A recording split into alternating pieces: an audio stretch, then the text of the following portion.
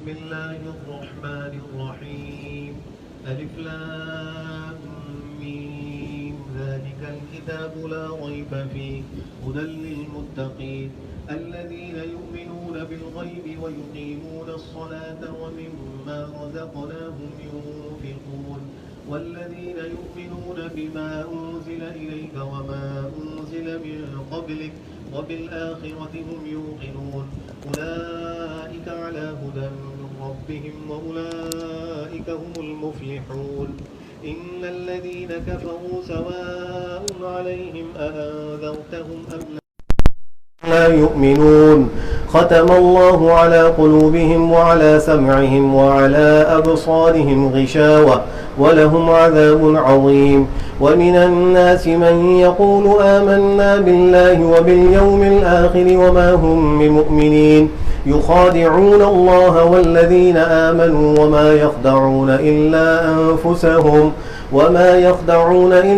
أنفسهم وما يشعرون في قلوبهم مرض فزادهم الله مرضا ولهم عذاب أليم بما كانوا يكذبون وإذا قيل لهم لا تفسدوا في الأرض قالوا إنما نحن مصلحون ألا إنهم هم المفسدون ولكن لا يشعرون وإذا قيل لهم آمنوا كما آمن الناس قالوا أنؤمن كما آمن السفهاء ألا إنهم هم السفهاء ولكن لا يعلمون وإذا لقوا الذين آمنوا قالوا آمنا وإذا خلوا إلى شياطينهم قالوا إنا معكم إنما نحن مستهزئون الله يستهزئ بهم ويمدهم في طغيانهم يعمهون أولئك الذين اشتروا الضلالة بالهدى فما ربحت تجارتهم وما كانوا مهتدين مثلهم كمثل الذي استوقد نارا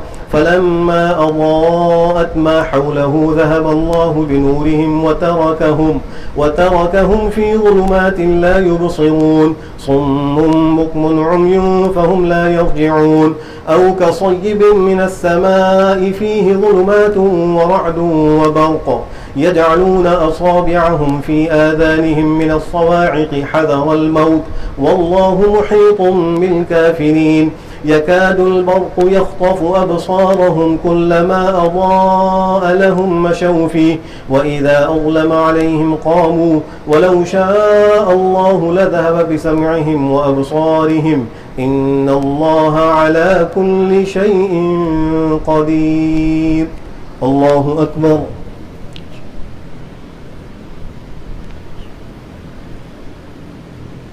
سمع الله لمن حمده الله أكبر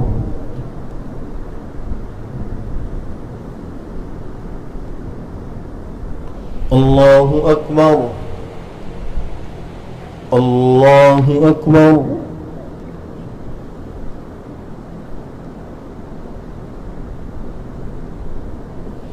الله أكبر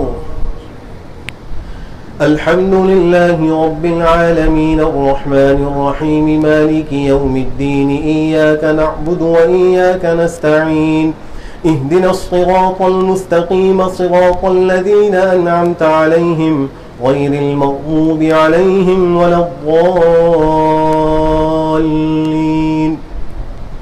يا أيها الناس اعبدوا ربكم الذي خلقكم والذين من قبلكم لعلكم تتقون الذي جعل لكم الأرض فراشا والسماء بناء وأنزل من السماء ماء فأخرج به من الثمرات رزقا لكم فلا تجعلوا لله أندادا وأنتم تعلمون وإن كنتم في ريب مما نزلنا على عبدنا فأتوا بسورة من مثله وادعوا شهداءكم من دون الله إن كنتم صادقين فإن لم تفعلوا ولن تفعلوا فاتقوا النار التي وقودها الناس والحجارة أعدت للكافرين الكافرين. وبشر الذين آمنوا وعملوا الصالحات أن لهم جنات تجري من تحتها الأنهار كلما رزقوا منها من ثمرة رزقا قالوا هذا الذي رزقنا من قبل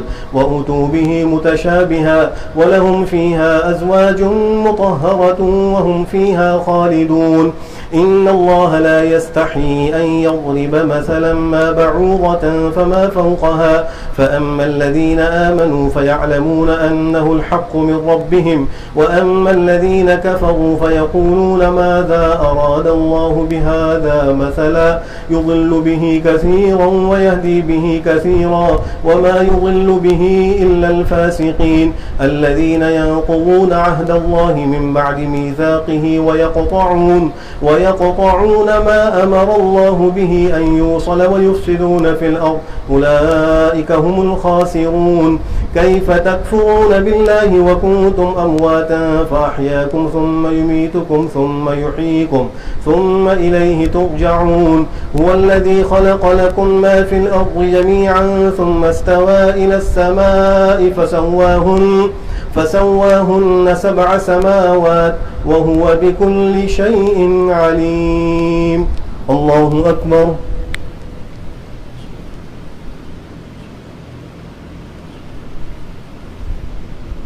سمع الله لمن حمده. الله أكبر.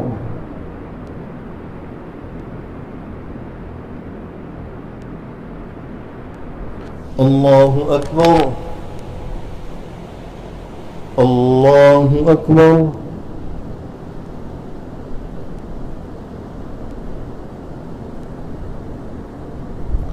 الله أكبر.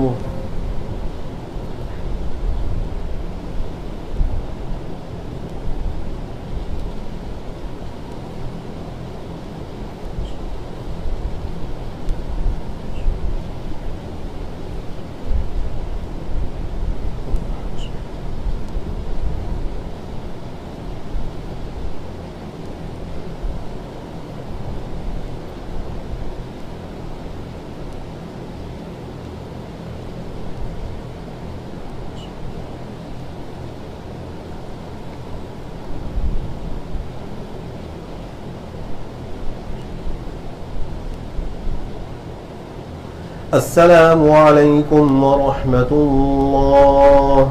السلام عليكم ورحمة الله.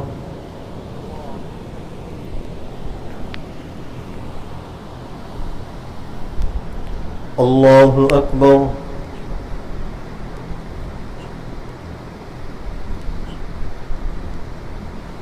الحمد لله رب العالمين الرحمن الرحيم مالك يوم الدين إياك نعبد وإياك نستعين اهدنا الصراط المستقيم صراط الذين أنعمت عليهم غير المغضوب عليهم ولا الضالين.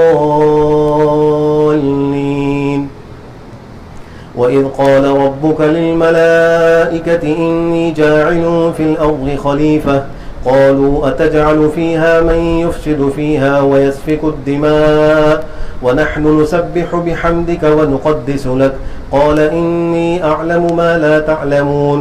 وعلم آدم الأسماء كلها ثم عرضهم على الملائكة فقال أنبئوني بأسماء هؤلاء إن كنتم صادقين. قالوا سبحانك لا علم لنا إلا ما علمتنا إنك أنت العليم الحكيم. قال يا آدم أنبئهم بأسمائهم فلما أنبأهم بأسمائهم قال ألم أقل لكم إني أعلم غيب السماوات والأرض وأعلم ما تبدون وما كنتم تكتمون. وإذ قلنا للملائكة اسجدوا لآدم فسجدوا إلا إبليس أبى واستكبر وكان من الكافرين. وقلنا يا آدم اسكن أنت وزوجك الجنة وكلا منها رغدا حيث شئتما ولا تقربا هذه الشجرة فتكونا من الظالمين فأزلهما الشيطان عنها فأخرجهما مما كانا فيه وقلنا اهبطوا بعضكم لبعض عدو ولكم في الأرض مستقر ومتاع إلى حين فتلقى آدم من ربه كلمات فتاب عليه إنه هو التواب الرحيم قلنا اهبطوا منها جميعا فإما يأتينكم مني هدى فمن تبع هداي فلا خوف عليهم ولا هم يحزنون والذين كفروا وكذبوا بآياتنا أولئك أصحاب النار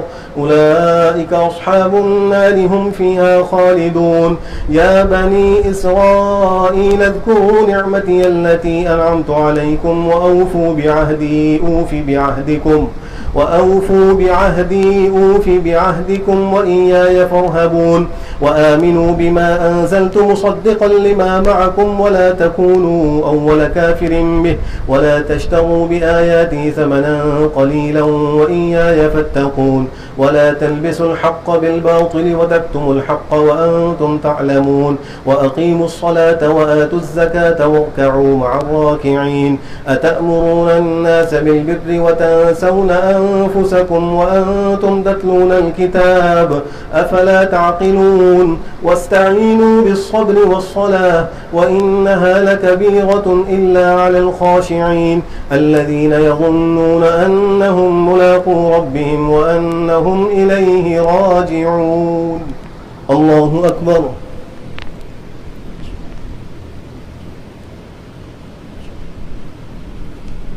سمع الله لمن حمده الله أكبر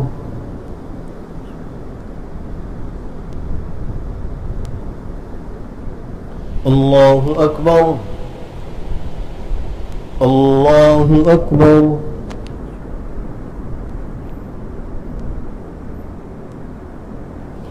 الله أكبر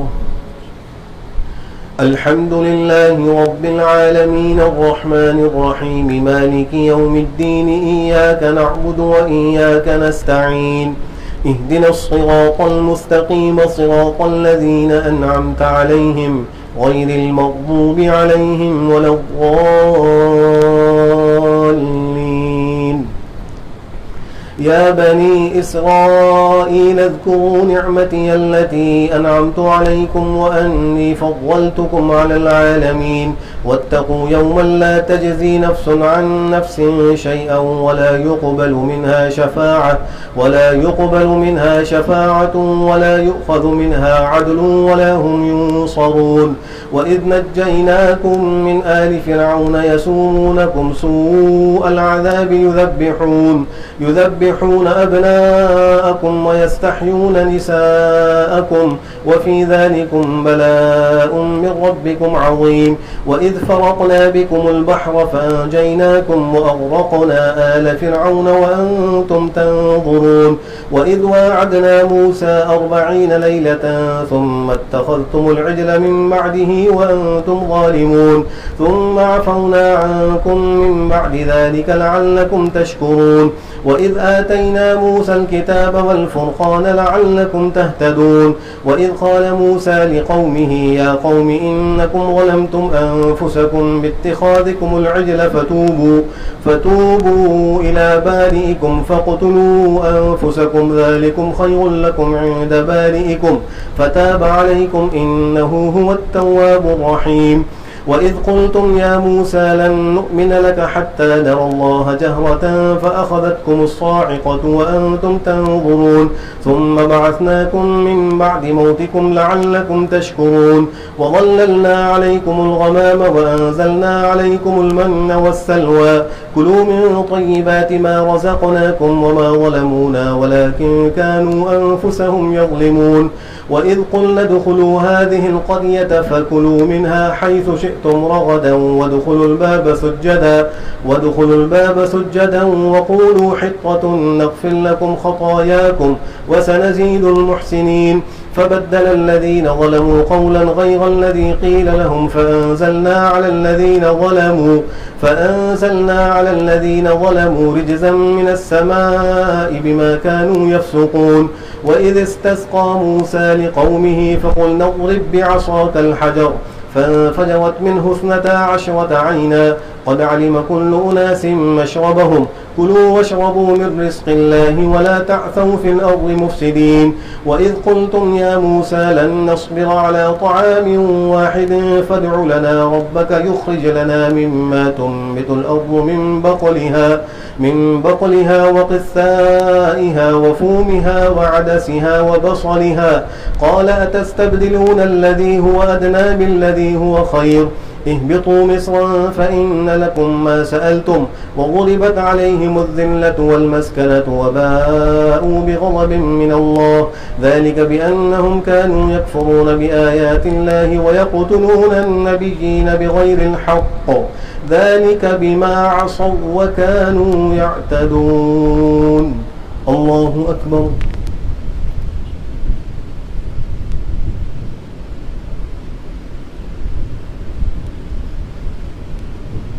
سمع الله لمن حمده. الله أكبر.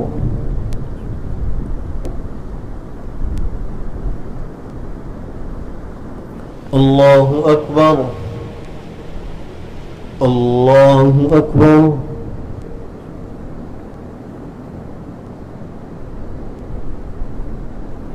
الله أكبر.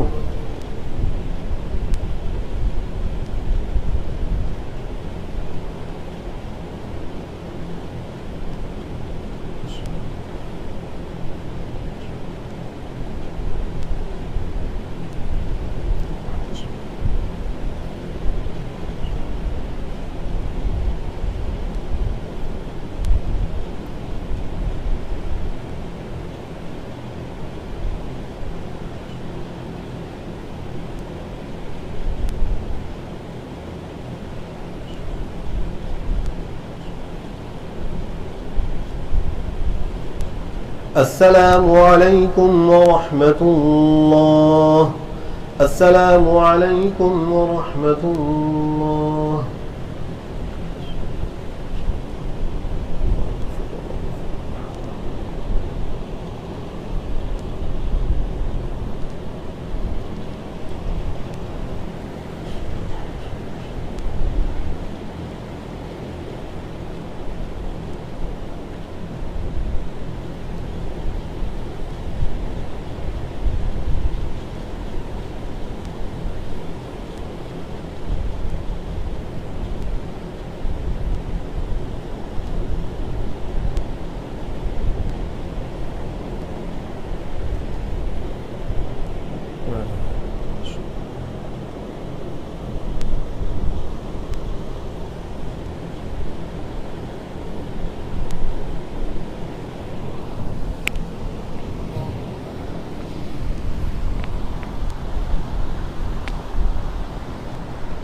الله أكبر.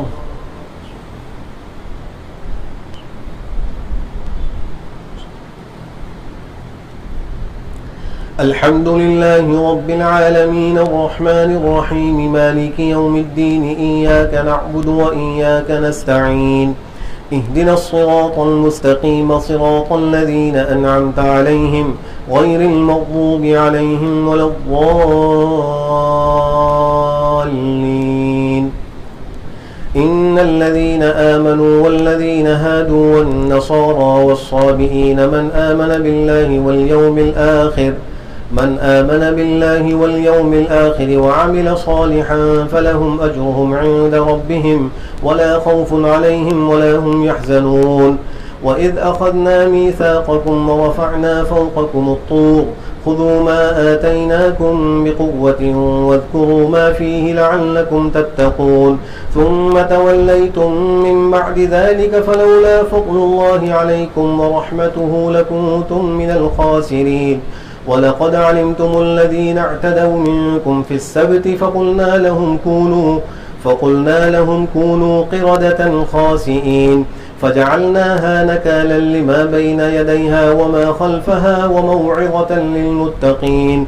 وإذ قال موسى لقومه إن الله يأمركم أن تذبحوا بقرة قالوا أتتخذنا هزوا قال أعوذ بالله أن أكون من الجاهلين. قالوا ادع لنا ربك يبين لنا ما هي قال إنه يقول إنها بقرة لا فارض ولا بكر عوان بين ذلك فافعلوا ما تؤمرون. قالوا ادع لنا ربك يبين لنا ما لونها قال إنه يقول إنها بقرة صفراء فاقع لونها تسر الناظرين. قالوا ادع لنا ربك يبين لنا ما هي إن البقرة شابه علينا وإنا إن شاء الله لمهتدون.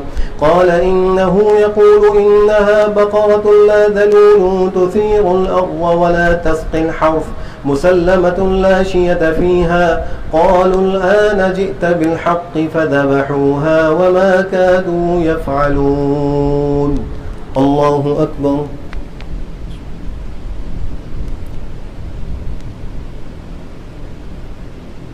سمع الله لمن حمده.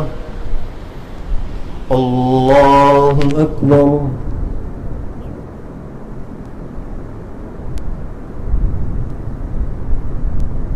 الله أكبر.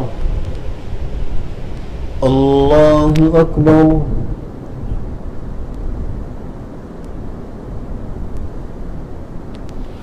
الله أكبر. الحمد لله رب العالمين الرحمن الرحيم مالك يوم الدين إياك نعبد وإياك نستعين اهدنا الصراط المستقيم صراط الذين أنعمت عليهم غير المغضوب عليهم ولا الضالين. وإذ قتلتم نفسا فادارأتم فيها والله مخرج ما كنتم تكتمون فقلنا اضربوه ببعضها كذلك يحيي الله الموتى ويريكم آياته لعلكم تعقلون. ثم قست قلوبكم من بعد ذلك فهي كالحجارة أو أشد قسوة وإن من الحجارة لما يتفجر منه الأنهار وإن منها لما يشقق فيخرج منه الماء وإن منها لما يهبط من خشية الله وما الله بغافل عما تعملون. أفتطمعون أن يؤمنوا لكم وقد كان فريق منهم يسمعون كلام الله ثم يحرفونه من بعد ما عقلوه وهم يعلمون. الله أكبر.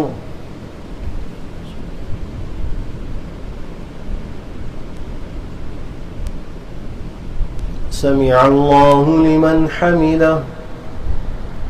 الله أكبر.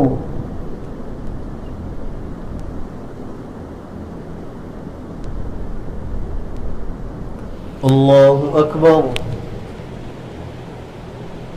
الله أكبر.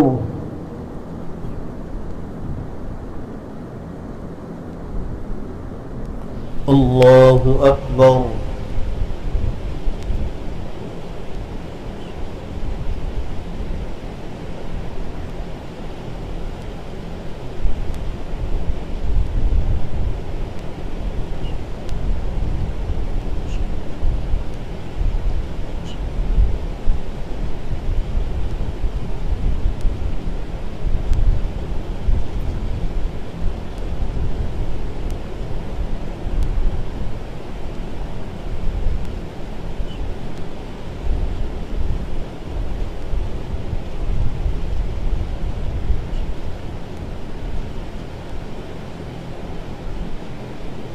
السلام عليكم ورحمة الله.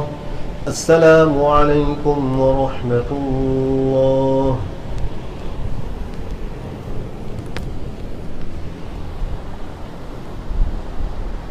الله أكبر.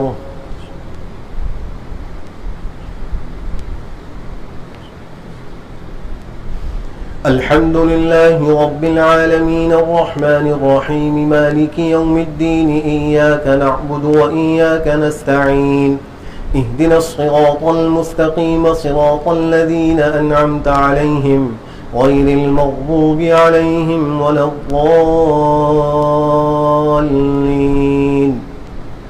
وإذا لقوا الذين آمنوا قالوا آمنا وإذا خلا بعضهم إلى بعض قالوا أتحدثونهم بما فتح الله عليكم ليحاجوكم به عند ربكم أفلا تعقلون. أولا يعلمون أن الله يعلم ما يسرون وما يعلنون ومنهم أميون لا يعلمون الكتاب إلا أماني وإن هم إلا يظنون.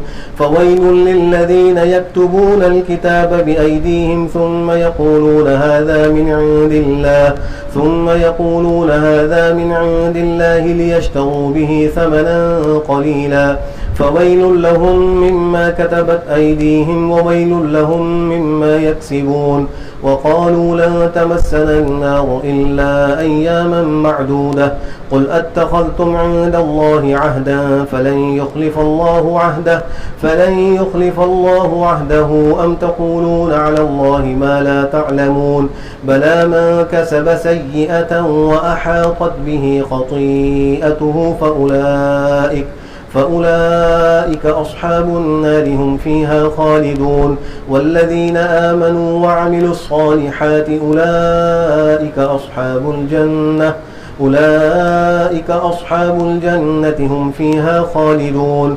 وإذ أخذنا ميثاق بني إسرائيل لا تعبدون إلا الله وبالوالدين إحسانا وذي القربى واليتامى والمساكين وقولوا للناس حسنا وأقيموا الصلاة وآتوا الزكاة ثم توليتم إلا قليلا منكم وأنتم معرضون. الله أكبر.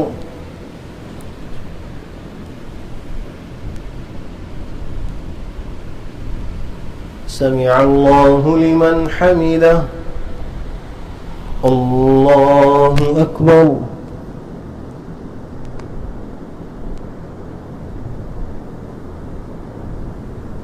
الله أكبر.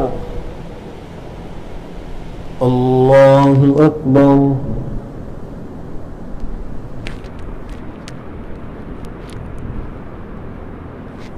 الله أكبر. الحمد لله رب العالمين الرحمن الرحيم مالك يوم الدين إياك نعبد وإياك نستعين اهدنا الصراط المستقيم صراط الذين أنعمت عليهم غير المغضوب عليهم ولا الضالين.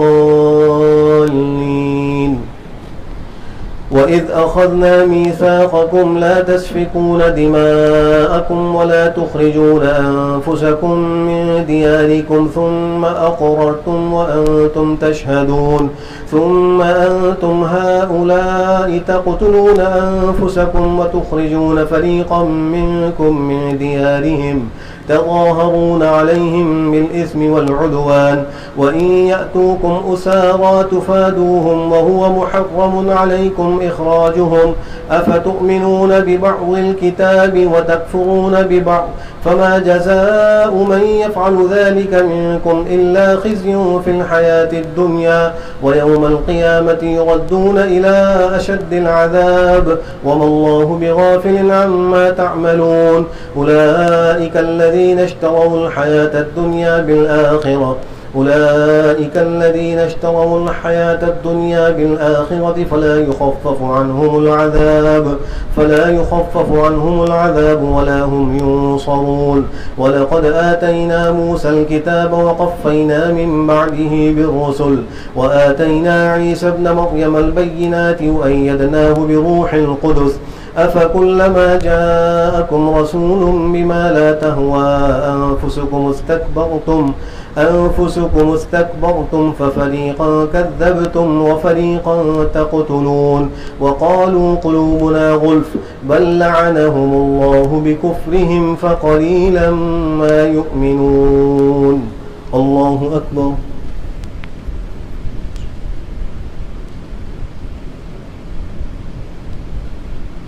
سمع الله لمن حمده. الله أكبر.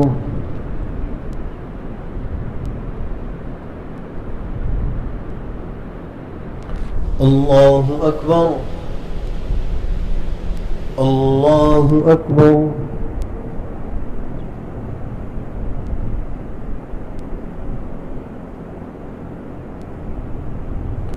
الله أكبر.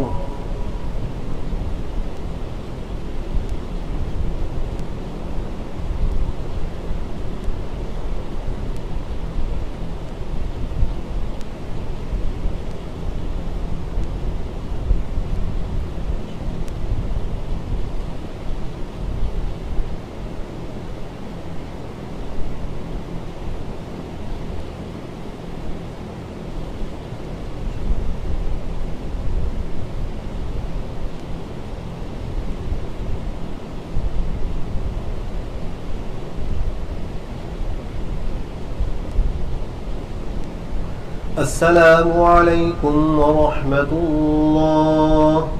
السلام عليكم ورحمة الله.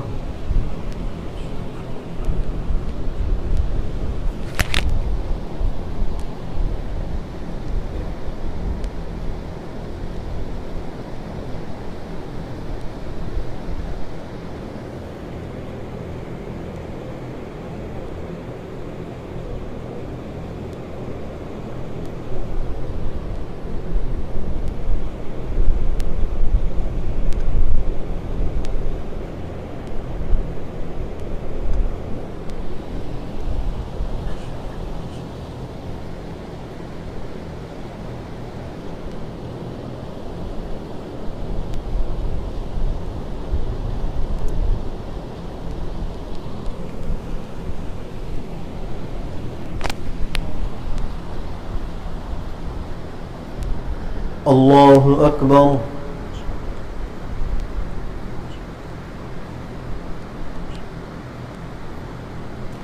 الحمد لله رب العالمين الرحمن الرحيم مالك يوم الدين إياك نعبد وإياك نستعين اهدنا الصراط المستقيم صراط الذين أنعمت عليهم غير المغضوب عليهم ولا الضالين. ولما جاءهم كتاب من عند الله مصدق لما معهم وكانوا من قبل يستفتحون على الذين كفروا فلما جاءهم ما عرفوا كفروا به فلعنة الله على الكافرين. بئس ما اشتروا به أنفسهم أن يكفروا بما أنزل الله بغيا أن ينزل الله من فضله على من يشاء من عباده فباءوا بغضب على غضب وللكافرين عذاب مهين. وإذا قيل لهم آمنوا بما أنزل الله قالوا نؤمن بما أنزل علينا ويكفرون بما وراءه وهو الحق مصدقا لما معهم. قل فلم تقتلون أنبياء الله من قبل إن كنتم مؤمنين ولقد جاءكم موسى بالبينات ثم اتخذتم العجل من بعده وأنتم ظالمون. وإذ أخذنا ميثاقكم ورفعنا فوقكم الطور خذوا ما آتيناكم بقوة واسمعوا قالوا سمعنا وعصينا وأشربوا في قلوبهم العجل بكفرهم قل بئس ما يأمركم به إيمانكم إن كنتم مؤمنين. قل إن كانت لكم الدار الآخرة عند الله خالصة من دون الناس فتمنوا الموت إن كنتم صادقين ولن يتمنوه أبدا بما قدمت أيديهم والله عليم بالظالمين. ولتجدنهم أحرص الناس على حياة ومن الذين أشركوا يود أحدهم لو يعمر 1000 سنة وما هو بمزحزحه من العذاب أن يعمر والله بصير بما يعملون. الله أكبر.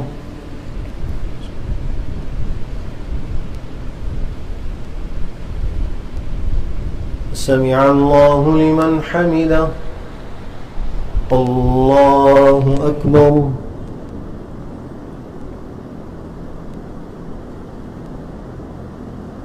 الله أكبر. الله أكبر.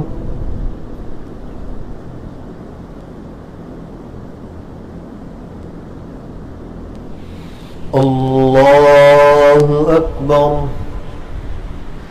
الحمد لله رب العالمين الرحمن الرحيم مالك يوم الدين إياك نعبد وإياك نستعين اهدنا الصراط المستقيم صراط الذين أنعمت عليهم غير المغضوب عليهم ولا الضالين. قل من كان عدوا لجبريل فإنه نزله على قلبك بإذن الله مصدقا لما بين يديه وهدى وبشرى للمؤمنين. من كان عدوا لله وملائكته ورسله وجبريل وميكال فإن الله عدو للكافرين. ولقد أنزلنا إليك آيات بينات وما يكفر بها إلا الفاسقون. أوكلما عاهدوا عهدا نبذه فريق منهم بل أكثرهم لا يؤمنون. ولما جاءهم رسول من عند الله مصدق لما معهم نبذ فريق من الذين أوتوا الكتاب كتاب الله وراء ظهورهم كأنهم لا يعلمون. الله أكبر.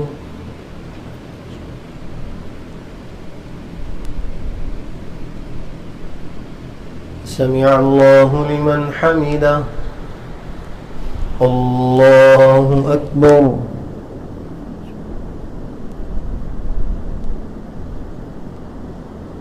الله أكبر. الله أكبر.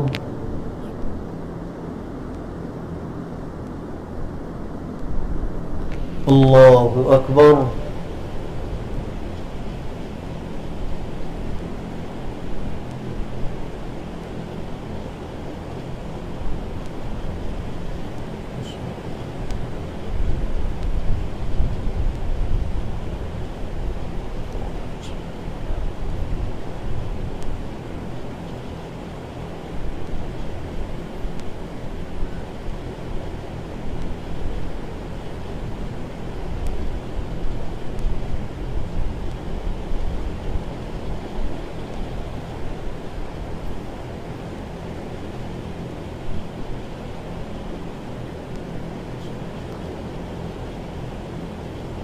السلام عليكم ورحمة الله.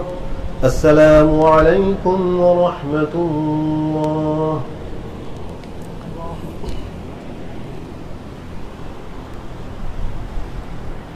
الله أكبر.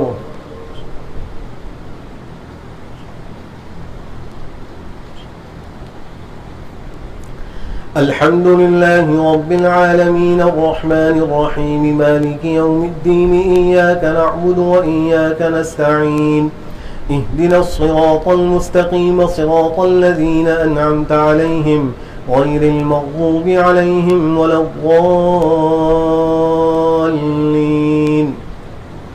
واتبعوا ما تتلو الشياطين على ملك سليمان وما كفر سليمان ولكن الشياطين كفروا يعلمون الناس السحر وما أنزل على الملكين ببابل هاروت وماروت وما يعلمان من أحد حتى يقولا إنما نحن فتنة فيتعلمون منهما ما يفرقون به بين المرء وزوجه وما هم بضارين به من أحد إلا بإذن الله ويتعلمون ما يضرهم ولا ينفعهم ولقد علموا لمن اشتراه ما له في الآخرة من خلاق ولبئس ما شروا به أنفسهم لو كانوا يعلمون ولو أنهم آمنوا واتقوا لمثوبة من عند الله خير لو كانوا يعلمون يا أيها الذين آمنوا لا تقولوا راعنا وقولوا انظرنا واسمعوا وللكافرين عذاب أليم ما يود الذين كفروا من أهل الكتاب ولا المشركين أن ينزل عليكم من خير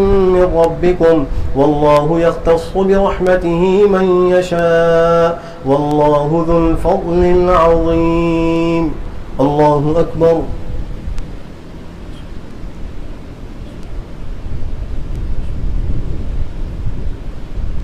سمع الله لمن حمده.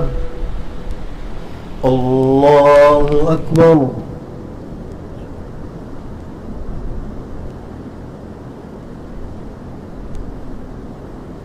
الله أكبر. الله أكبر.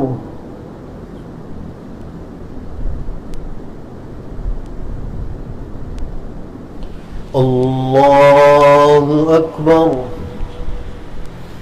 الحمد لله رب العالمين الرحمن الرحيم مالك يوم الدين إياك نعبد وإياك نستعين اهدنا الصراط المستقيم صراط الذين أنعمت عليهم غير المغضوب عليهم ولا الضالين.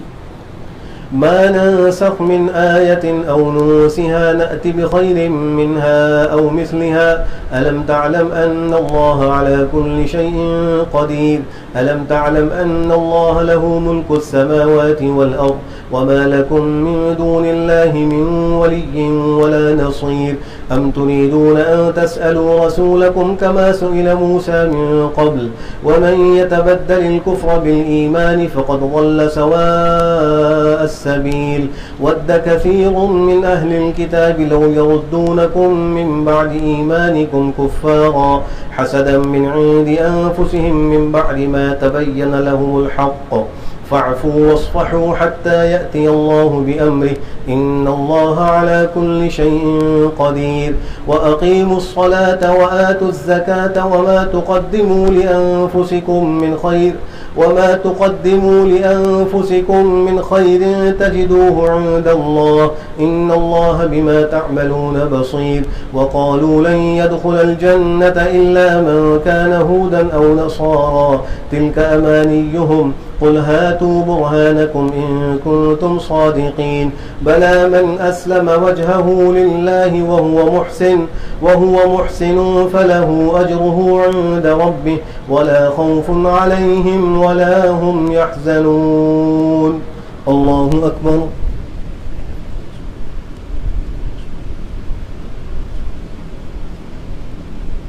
سمع الله لمن حمده. الله أكبر.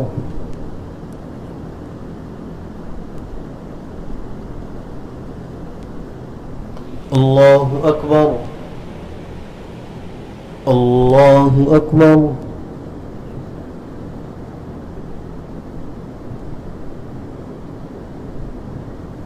الله أكبر.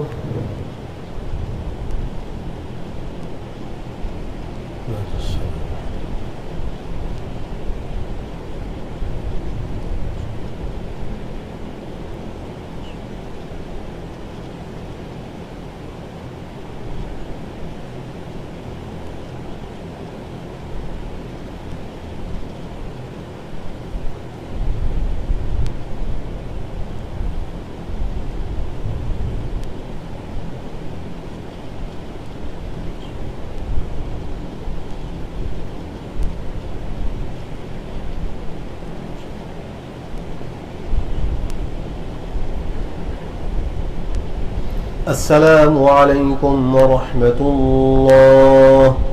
السلام عليكم ورحمة الله.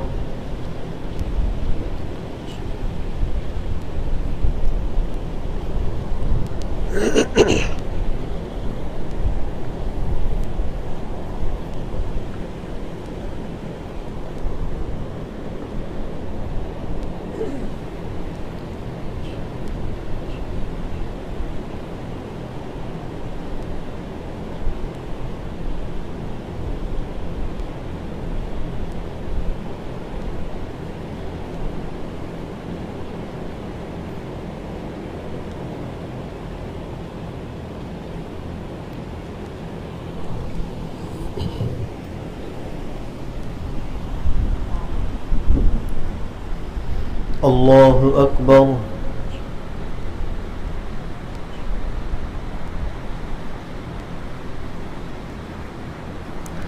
الحمد لله رب العالمين الرحمن الرحيم مالك يوم الدين إياك نعبد وإياك نستعين اهدنا الصراط المستقيم صراط الذين أنعمت عليهم غير المغضوب عليهم ولا الضالين. وقالت اليهود ليست النصارى على شيء وقالت النصارى ليست اليهود على شيء وهم يتلون الكتاب كذلك قال الذين لا يعلمون مثل قولهم فالله يحكم بينهم يوم القيامة فيما كانوا فيه يختلفون. ومن أظلم ممن منع مساجد الله أن يذكر فيها اسمه وسعى في خرابها أولئك ما كان لهم أن يدخلوها إلا خائفين لهم في الدنيا خزي ولهم في الآخرة عذاب عظيم. ولله المشرق والمغرب فأينما تولوا فثم وجه الله إن الله واسع عليم. وقالوا اتخذ الله ولدا سبحانه بل له ما في السماوات والأرض كل له قانتون بديع السماوات والأرض وإذا قضى أمرا فإنما يقول له كن فيكون. وقال الذين لا يعلمون لولا يكلمنا الله أو تأتينا آية كذلك قال الذين من قبلهم مثل قولهم تشابهت قلوبهم قد بينا الآيات لقوم يوقنون. إنا أرسلناك بالحق بشيرا ونذيرا ولا تسأل عن أصحاب الجحيم. الله أكبر.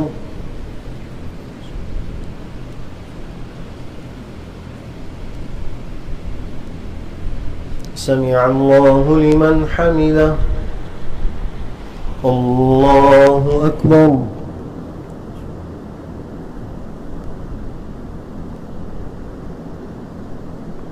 الله أكبر. الله أكبر.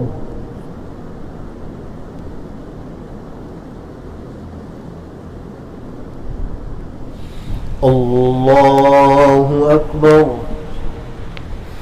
الحمد لله رب العالمين الرحمن الرحيم مالك يوم الدين إياك نعبد وإياك نستعين اهدنا الصراط المستقيم صراط الذين أنعمت عليهم غير المغضوب عليهم ولا الضالين. ولن ترضى عنك اليهود ولا النصارى حتى تتبع ملتهم قل إن هدى الله هو الهدى ولئن اتبعت أهواءهم بعد الذي جاءك من العلم ما لك من الله من ولي ولا نصير. الذين آتيناهم الكتاب يتلونه حق تلاوته أولئك يؤمنون به ومن يكفر به فأولئك هم الخاسرون. يا بني إسرائيل اذكروا نعمتي التي أنعمت عليكم وأني فضلتكم على العالمين.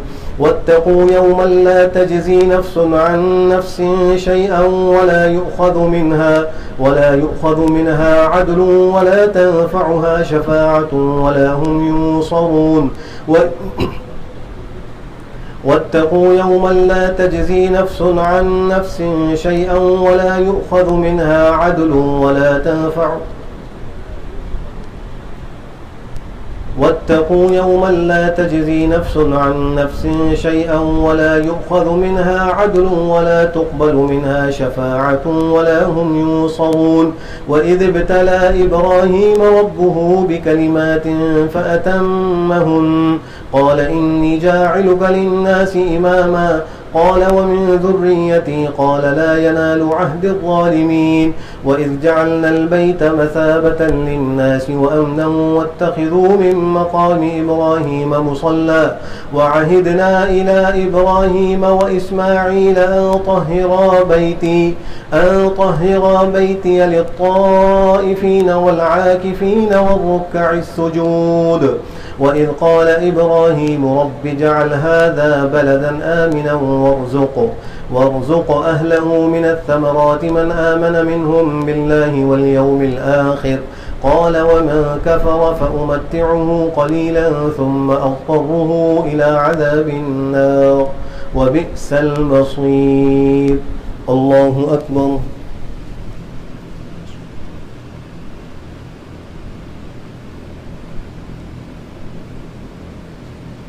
سمع الله لمن حمده. الله أكبر.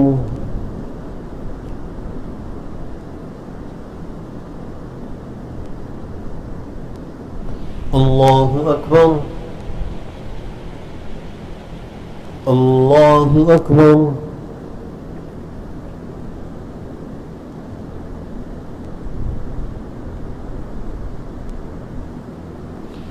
الله أكبر.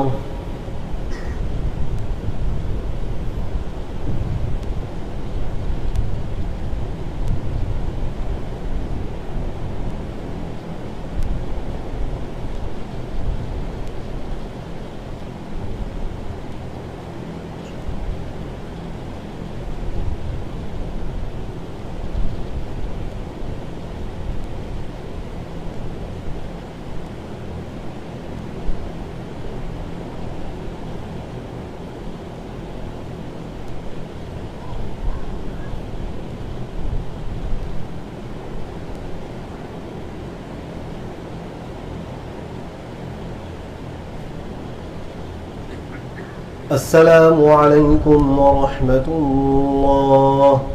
السلام عليكم ورحمة الله.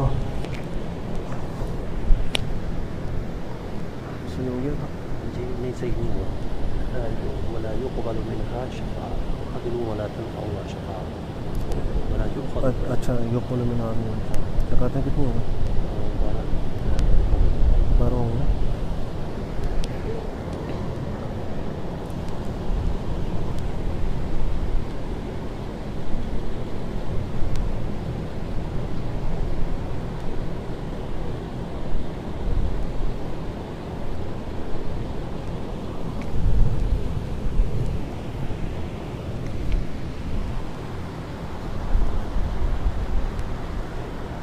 الله أكبر.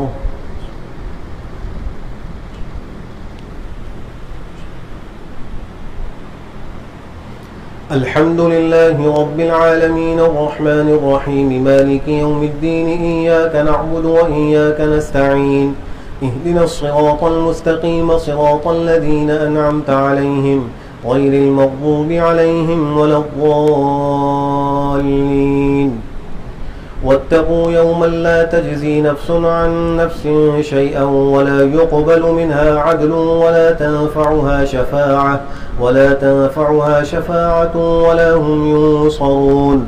وإذ يرفع إبراهيم القواعد من البيت وإسماعيل ربنا تقبل منا إنك أنت السميع العليم ربنا واجعلنا مسلمين لك ومن ذريتنا أمة مسلمة لك وأرنا مناسكنا وتب علينا إنك أنت التواب الرحيم ربنا وابعث فيهم رسولا منهم يتلو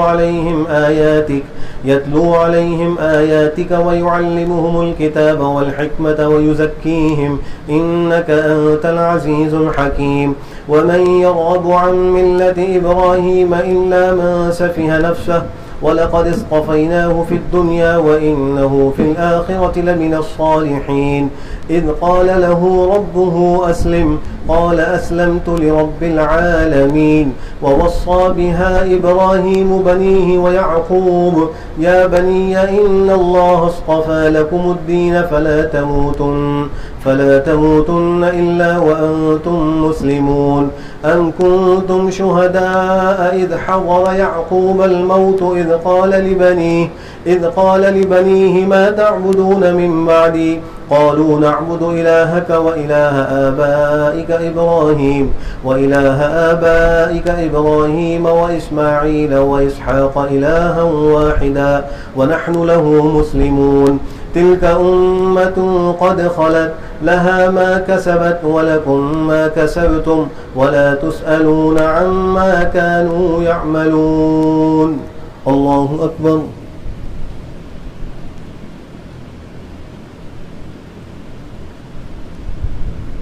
سمع الله لمن حمده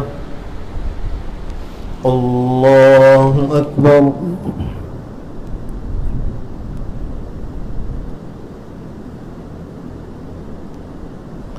الله أكبر الله أكبر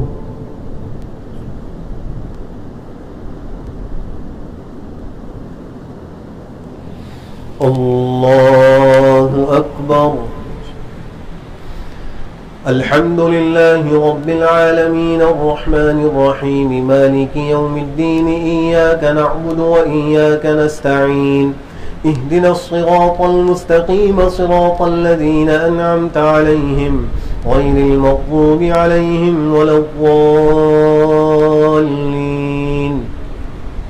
وقالوا كونوا هودا أو نصارى تهتدوا قل بل ملة إبراهيم حنيفا وما كان من المشركين قولوا آمنا بالله وما أنزل إلينا وما أنزل إلى إبراهيم وإسماعيل وإسحاق ويعقوب والأسباط وما أوتي موسى وعيسى وما أوتي النبيون من ربهم لا نفرق بين أحد منهم ونحن له مسلمون فإن آمنوا بمثل ما آمنتم به فقد اهتدوا وإن تولوا فإنما هم في شقاق فسيكفيكهم الله وهو السميع العليم صبغة الله ومن أحسن من الله صبغة ونحن له عابدون قل أتحاجوننا في الله وهو ربنا وربكم ولنا أعمالنا ولكم أعمالكم ونحن له مخلصون أم تقولون إن إبراهيم وإسماعيل وإسحاق ويعقوب والأسباط كانوا هودا أو نصارى قل أأنتم أعلم أم الله ومن أظلم ممن كتم شهادة عنده من الله وما الله بغافل عما تعملون تلك أمة قد خلت لها ما كسبت ولكم ما كسبتم ولا تسألون عما كانوا يعملون الله أكبر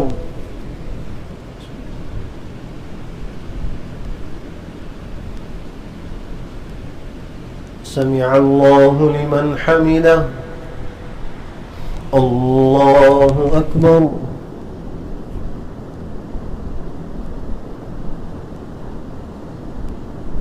الله أكبر الله أكبر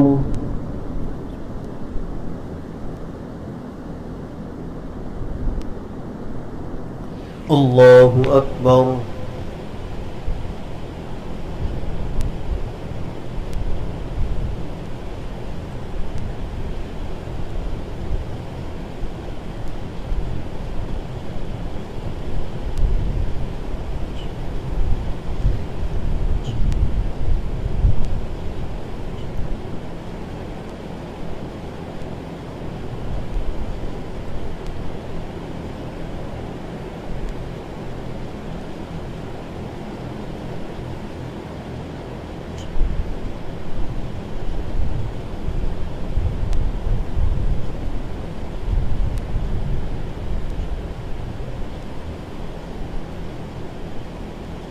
السلام عليكم ورحمة الله. السلام عليكم ورحمة الله.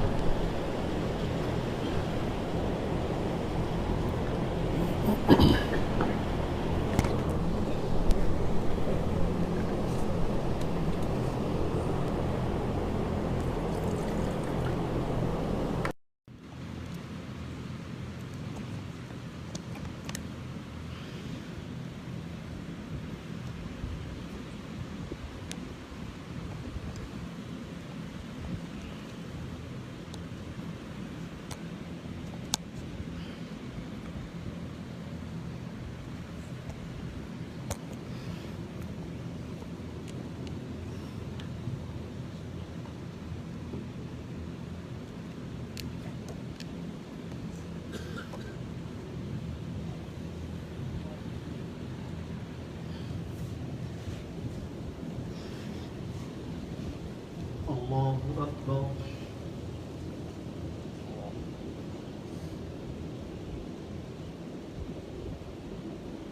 الحمد لله رب العالمين الرحمن الرحيم مالك يوم الدين إياك نعبد وإياك نستعين اهدنا الصراط المستقيم صراط الذين أنعمت عليهم غير المغضوب عليهم ولا الضالين. سيقول السفهاء من الناس ما ولاهم عن قبلتهم التي كانوا عليها قل لله المشرق والمغرب يهدي من يشاء إلى صراط مستقيم. وكذلك جعلناكم أمة وسطا لتكونوا شهداء على الناس ويكون الرسول عليكم شهيدا.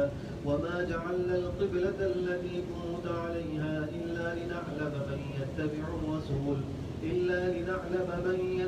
الرسول ممن ينقلب على عقبيه وإن كانت لكبيرة إلا على الذين هدى الله وما كان الله ليضيع إيمانكم إن الله بالناس لرؤوف رحيم. قد نرى تقلب وجهك في السماء فلنولينك قبلة ترضاها فول وجهك شطر المسجد الحرام وحيث ما كنتم فولوا وجوهكم شطره وإن الذين أوتوا الكتاب ليعلمون أنه الحق من ربهم وما الله بغافل عما يعملون. ولئن أتيت الذين أوتوا الكتاب بكل آية ما تبعوا قبلتك وما أنت بتابع قبلتهم وما بعضهم بتابع قبلة بعض ولئن اتبعت أهواءهم من بعد ما جاءك من العلم إنك إذا لمن الظالمين. الذين آتيناهم الكتاب يعرفونه كما يعرفون أبناءهم وإن فريقا منهم ليكتمون الحق وهم يعلمون. الحق من ربك فلا تكونن من الممترين. ولكل وجهة هو موليها فاستبقوا الخيرات أينما تكونوا يأت بكم الله جميعا إن الله على كل شيء قدير. ومن حيث خرجت فول وجهك شطر المسجد الحرام وإنه للحق من ربك وما الله بغافل عما تعملون. ومن حيث خرجت فول وجهك شطر المسجد الحرام وحيث ما كنتم فولوا وجوهكم شطره لئلا يكون للناس عليكم حجة إلا الذين ظلموا منهم فلا تخشوهم واخشوني ولأتم نعمتي عليكم ولعلكم تهتدون. كما أرسلنا فيكم رسولا منكم يتلو عليكم آياتنا ويزكيكم ويعلمكم الكتاب والحكمة ويعلمكم ما لم تكونوا تعلمون. فاذكروني أذكركم واشكروا لي ولا تكفرون. الله أكبر.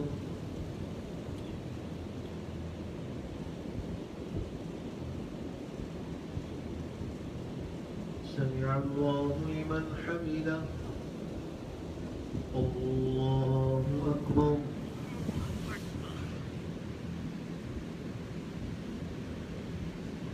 الله أكبر. الله أكبر.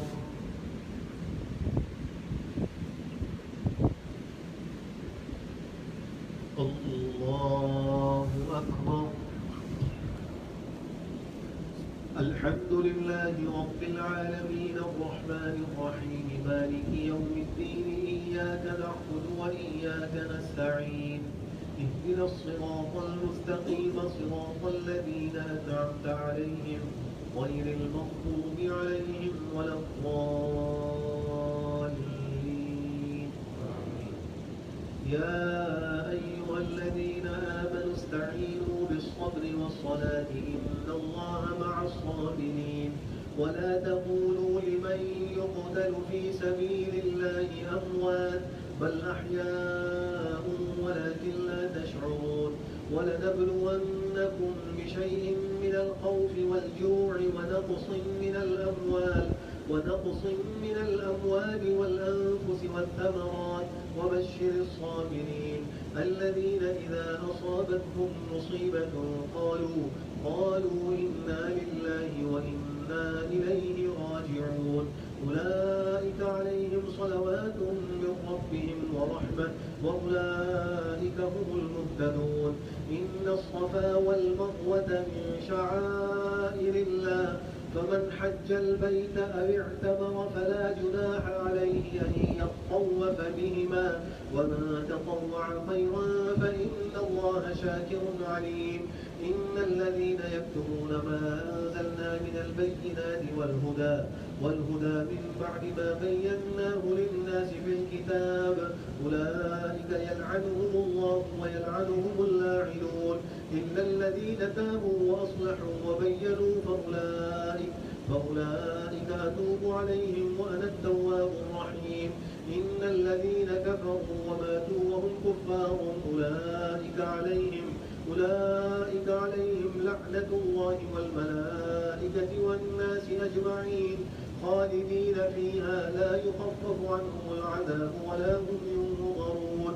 وإلهكم إله واحد لا إله إلا هو الرحمن الرحيم. الله أكبر.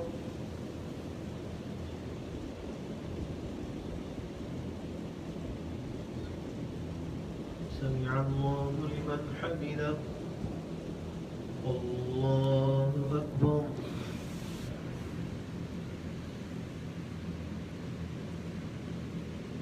الله أكبر. الله أكبر.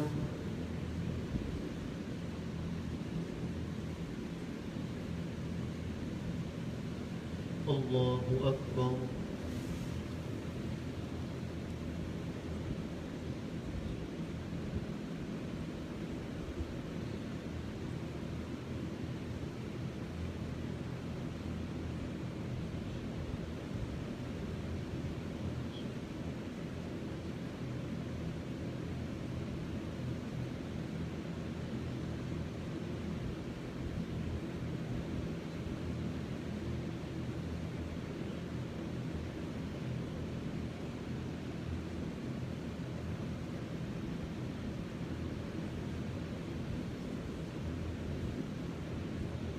السلام عليكم ورحمة الله. السلام عليكم ورحمة الله.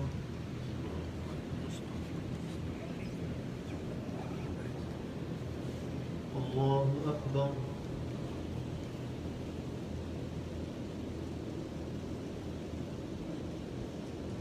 الحمد لله رب العالمين الرحمن الرحيم مالك يوم الدين إياك نعبد وإياك نستعين اهدنا الصراط المستقيم صراط الذين أنعمت عليهم غير المغضوب عليهم ولا الضالين. إن في خلق السماوات والأرض واختلاف الليل والنهار والفلك التي تجري في البحر بما ينفع الناس وما أنزل الله من السماء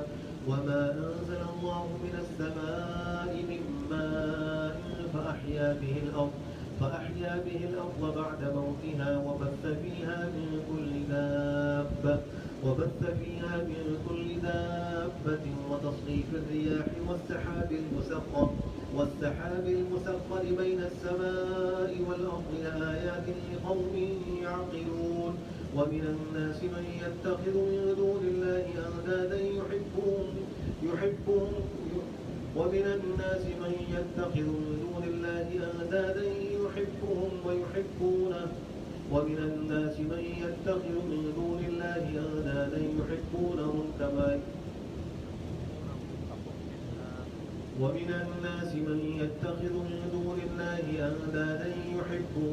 كحب الله والذين آمنوا أشد حبا لله. ولو يرى الذين ظلموا إذ يرون العذاب أن القوة لله جميعا وأن الله شديد العذاب. إذ تبرأ الذين اتبعوا من الذين اتبعوا ورأوا العذاب وتقطعت بهم الأسباب. وقال الذين اتبعوا لو أن لنا كرة فنتبرأ منهم كما تبرأوا منا كذلك يريهم الله أعمالهم حسرات عليهم وما هم بخارجين من النار. الله أكبر.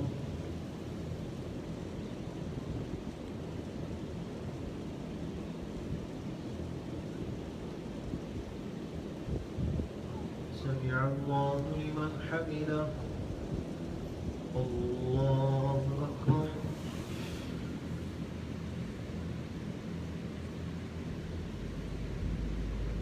الله أكبر.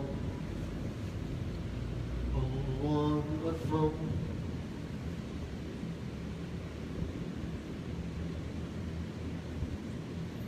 الله أكبر.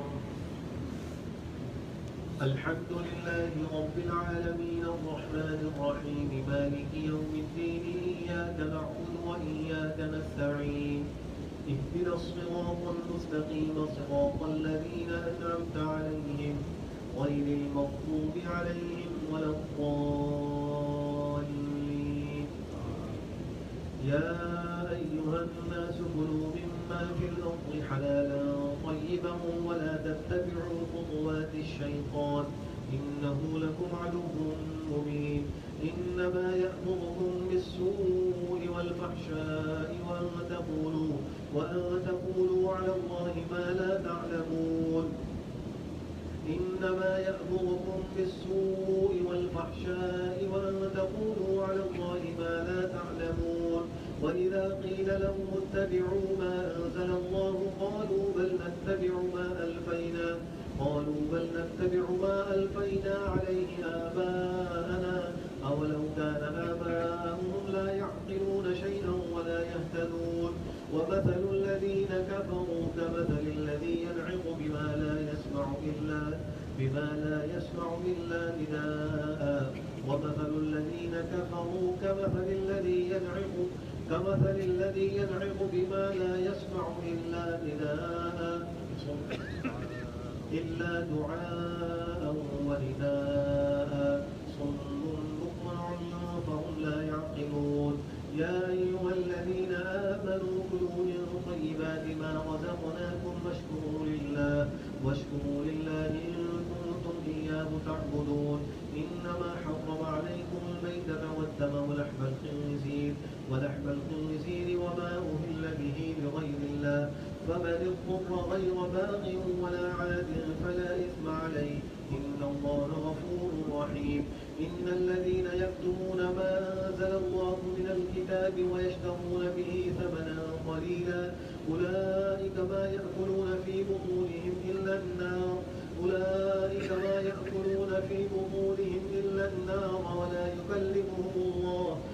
يكلمهم الله يوم القيامة ولا يزكيهم ولهم عذاب أليم. أولئك الذين اشتروا الضلالة بالهدى والعذاب بالمغفرة فما أصبرهم على النار ذلك بأن الله نزل الكتاب بالحق وإن الذين اختلفوا في الكتاب لفي شقاق بعيد. الله أكبر.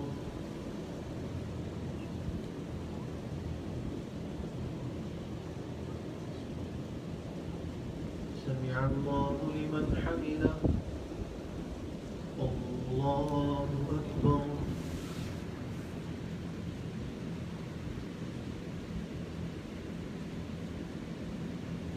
الله أكبر. الله أكبر.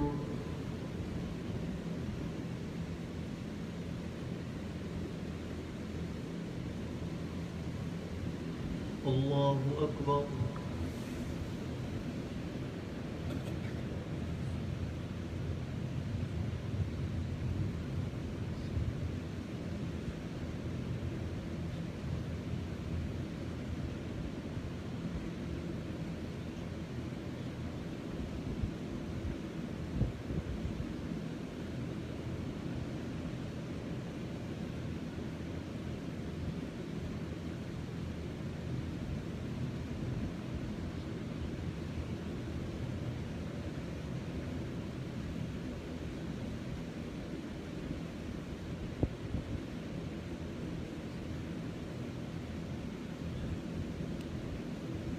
السلام عليكم ورحمة الله.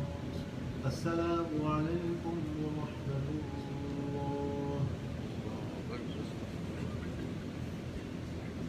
الحمد لله رب العالمين.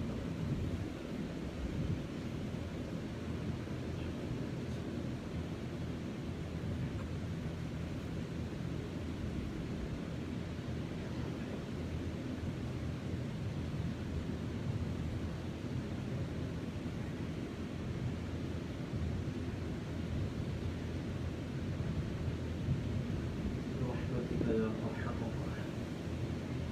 صلاة الوتر.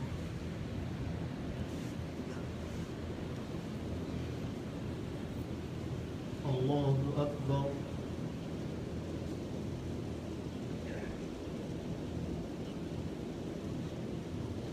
الحمد لله رب العالمين الرحمن الرحيم مالك يوم الدين إياك نعبد وإياك نستعين اهدنا الصراط المستقيم صراط الذين أنعمت عليهم غير المغضوب عليهم ولا الضالين.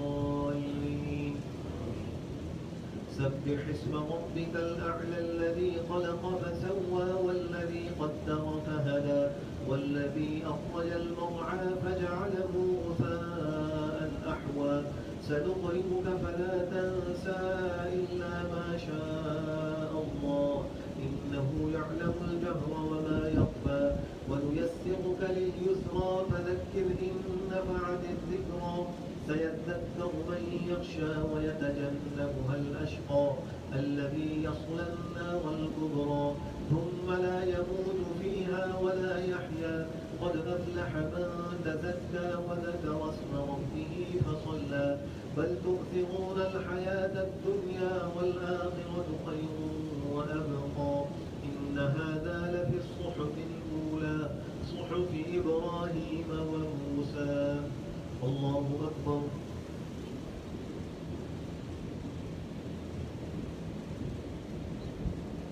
سمع الله لمن حمده. الله أكبر.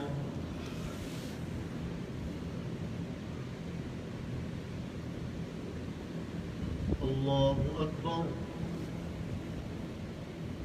الله أكبر.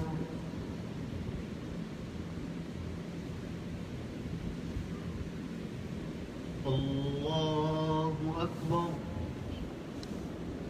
الحمد لله رب العالمين الرحمن الرحيم مالك يوم الدين إياك نعبد وإياك نستعين اهدنا الصراط المستقيم صراط الذين أنعمت عليهم غير المغضوب عليهم ولا الضالين. قل يا أيها الكافرون لا أعبد ما تعبدون ولا أنتم عابدون ما أعبد ولا أنا عابد ما عبدتم ولا أنتم عابدون ما أعبد لكم دينكم ولي دين. الله أكبر.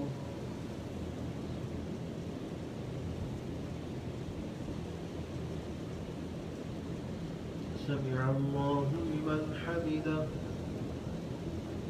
الله أكبر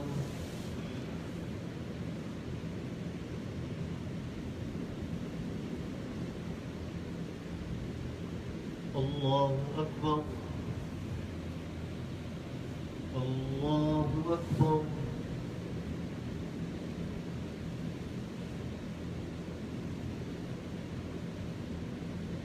الله أكبر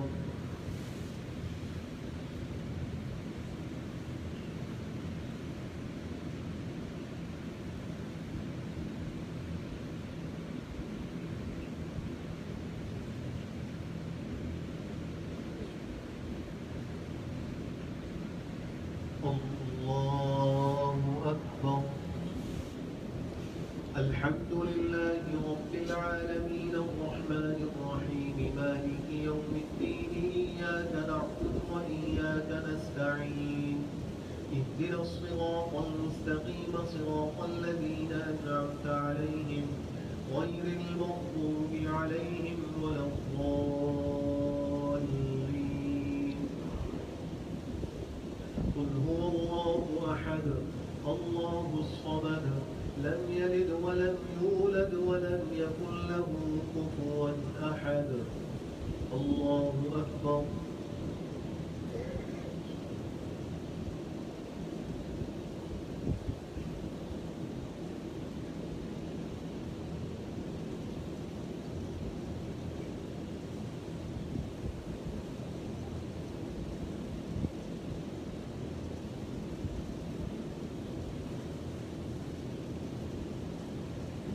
الله أكبر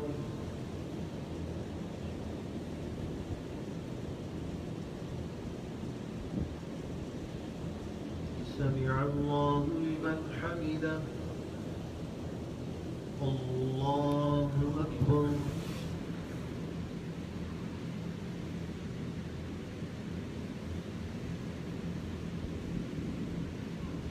الله أكبر الله أكبر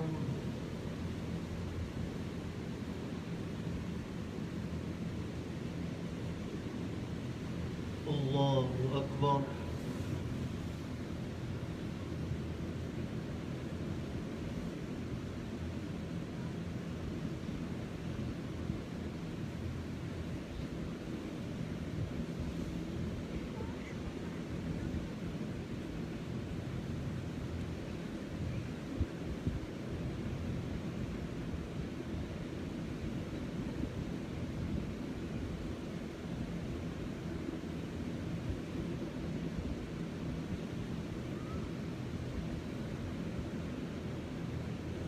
السلام عليكم ورحمة الله السلام عليكم ورحمة الله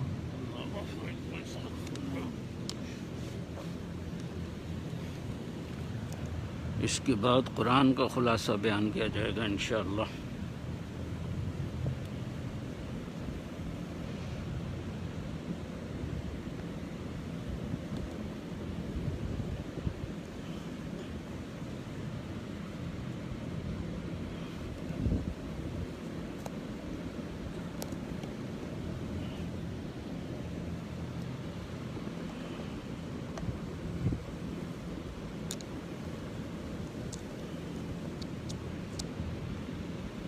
جو تلاوت ہوئی ہے آج کے نماز میں اس کا انشاءاللہ خلاصہ بیان کیا جائے گا ابھی انتظار فرمائیے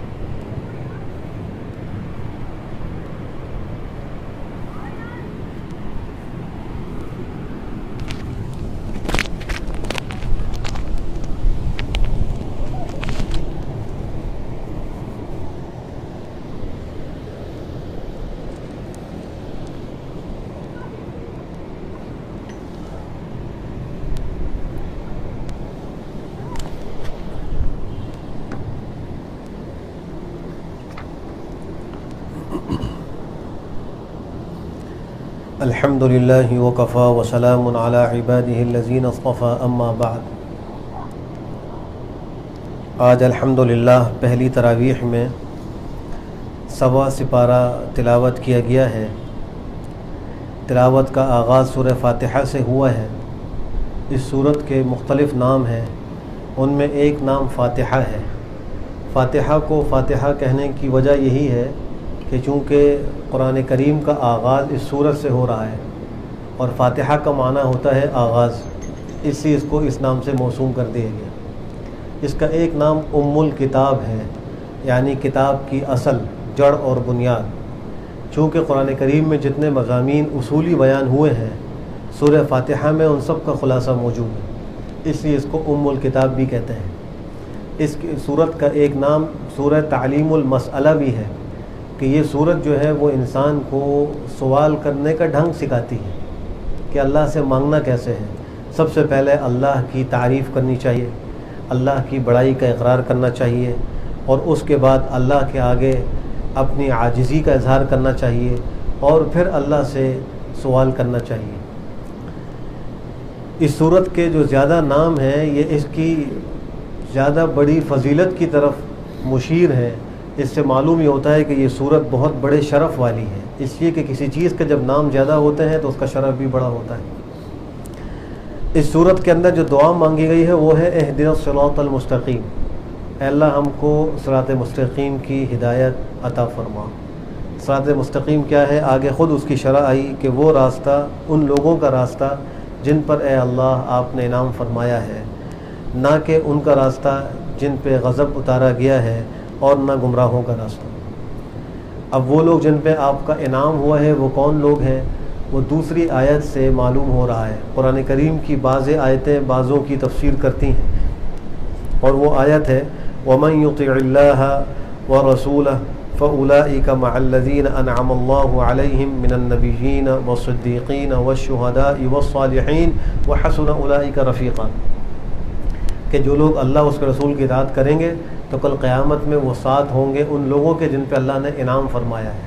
انبیاء، شہداء، صلحاء، یہ سارے لوگ جو ہیں وہ لوگ ہیں جو منعم علیہم ہیں، تو ان کے راستے کی اللہ سے ہدایت مانگی جا رہی ہے۔ یہ ایسی پیاری اور ایسی مقبول دعا ہے کہ جہاں یہ دعا کی اس کے فوراً بعد ہی اللہ نے سورہ بقرہ جو ہے یہ اتار دی اور اس کا ذکر آ گیا، اور اس کے اندر اسی ہدایت کا تذکرہ ہے جس کی دعا مانگی گئی تھی۔ ذالک الکتاب لا ریب فیہ ھدی للمتقین، کتاب کی حقانیت کو بیان فرمایا اور پھر کہا کہ یہ متقین کے لیے ہدایت ہے۔ متقین کون لوگ ہیں؟ جن میں چند صفات ہوں۔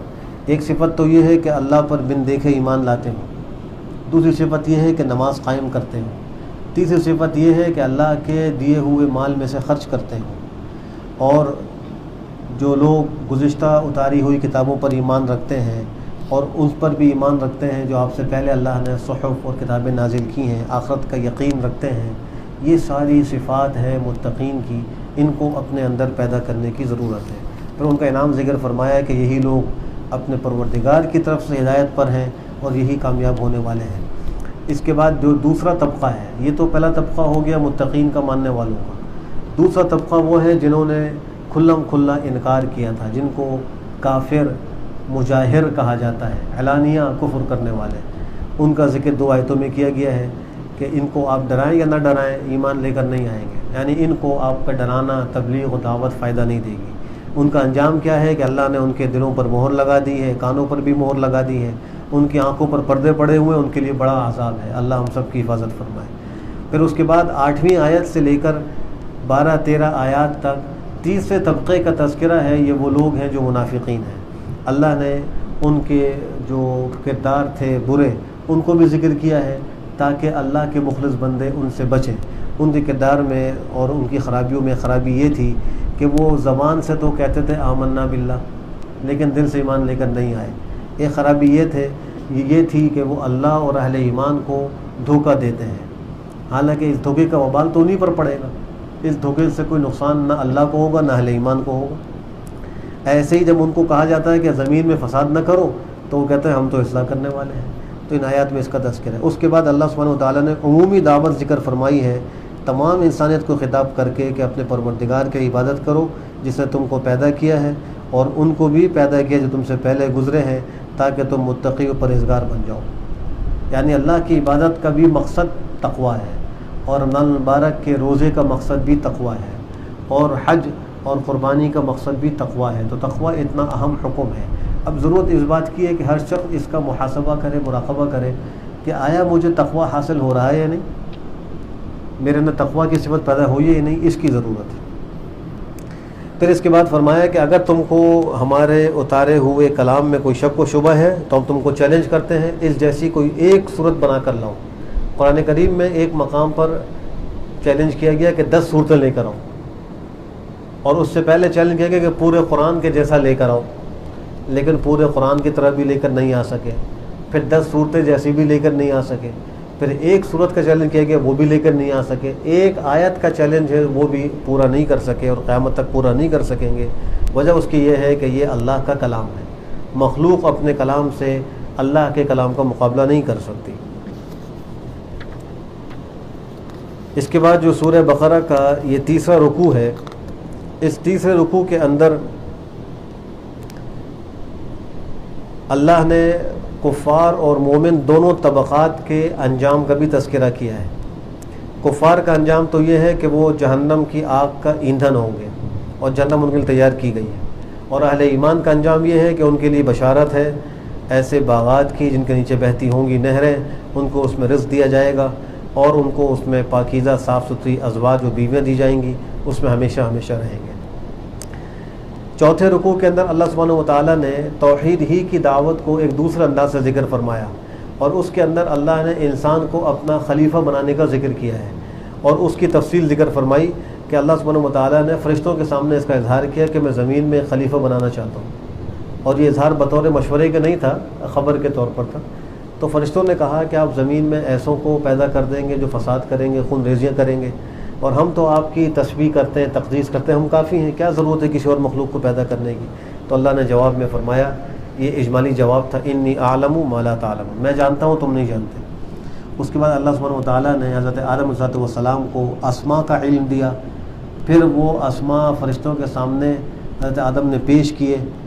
پھر جو ہے وہ اللہ نے فرشتوں کو کہا کہ اب تم مجھے ان چیزوں کے نام بتلاؤ، اور اگر تم اپنے دعوے میں سچے ہو کہ ہم اللہ کی پاکی بیان کرنے کے لیے کافی ہیں، اللہ ہم سے بہتر کوئی مخلوق پیدا نہیں کرے گا، تو تم جو ہے وہ ان اسماء کے بارے میں ہم کو بتلاؤ کہ یہ کیا چیز ہے۔ تو فرشتوں نے فوراً عاجزی کا اظہار کیا، سبحانک لا علم لنا الا ما علمتنا انک انت العلیم الحکیم۔ حضرت آدم کو کہا گیا کہ آپ ان کے سامنے ان چیزوں کے نام بتلائیں، انہوں نے فوراً نام بتلا دیے۔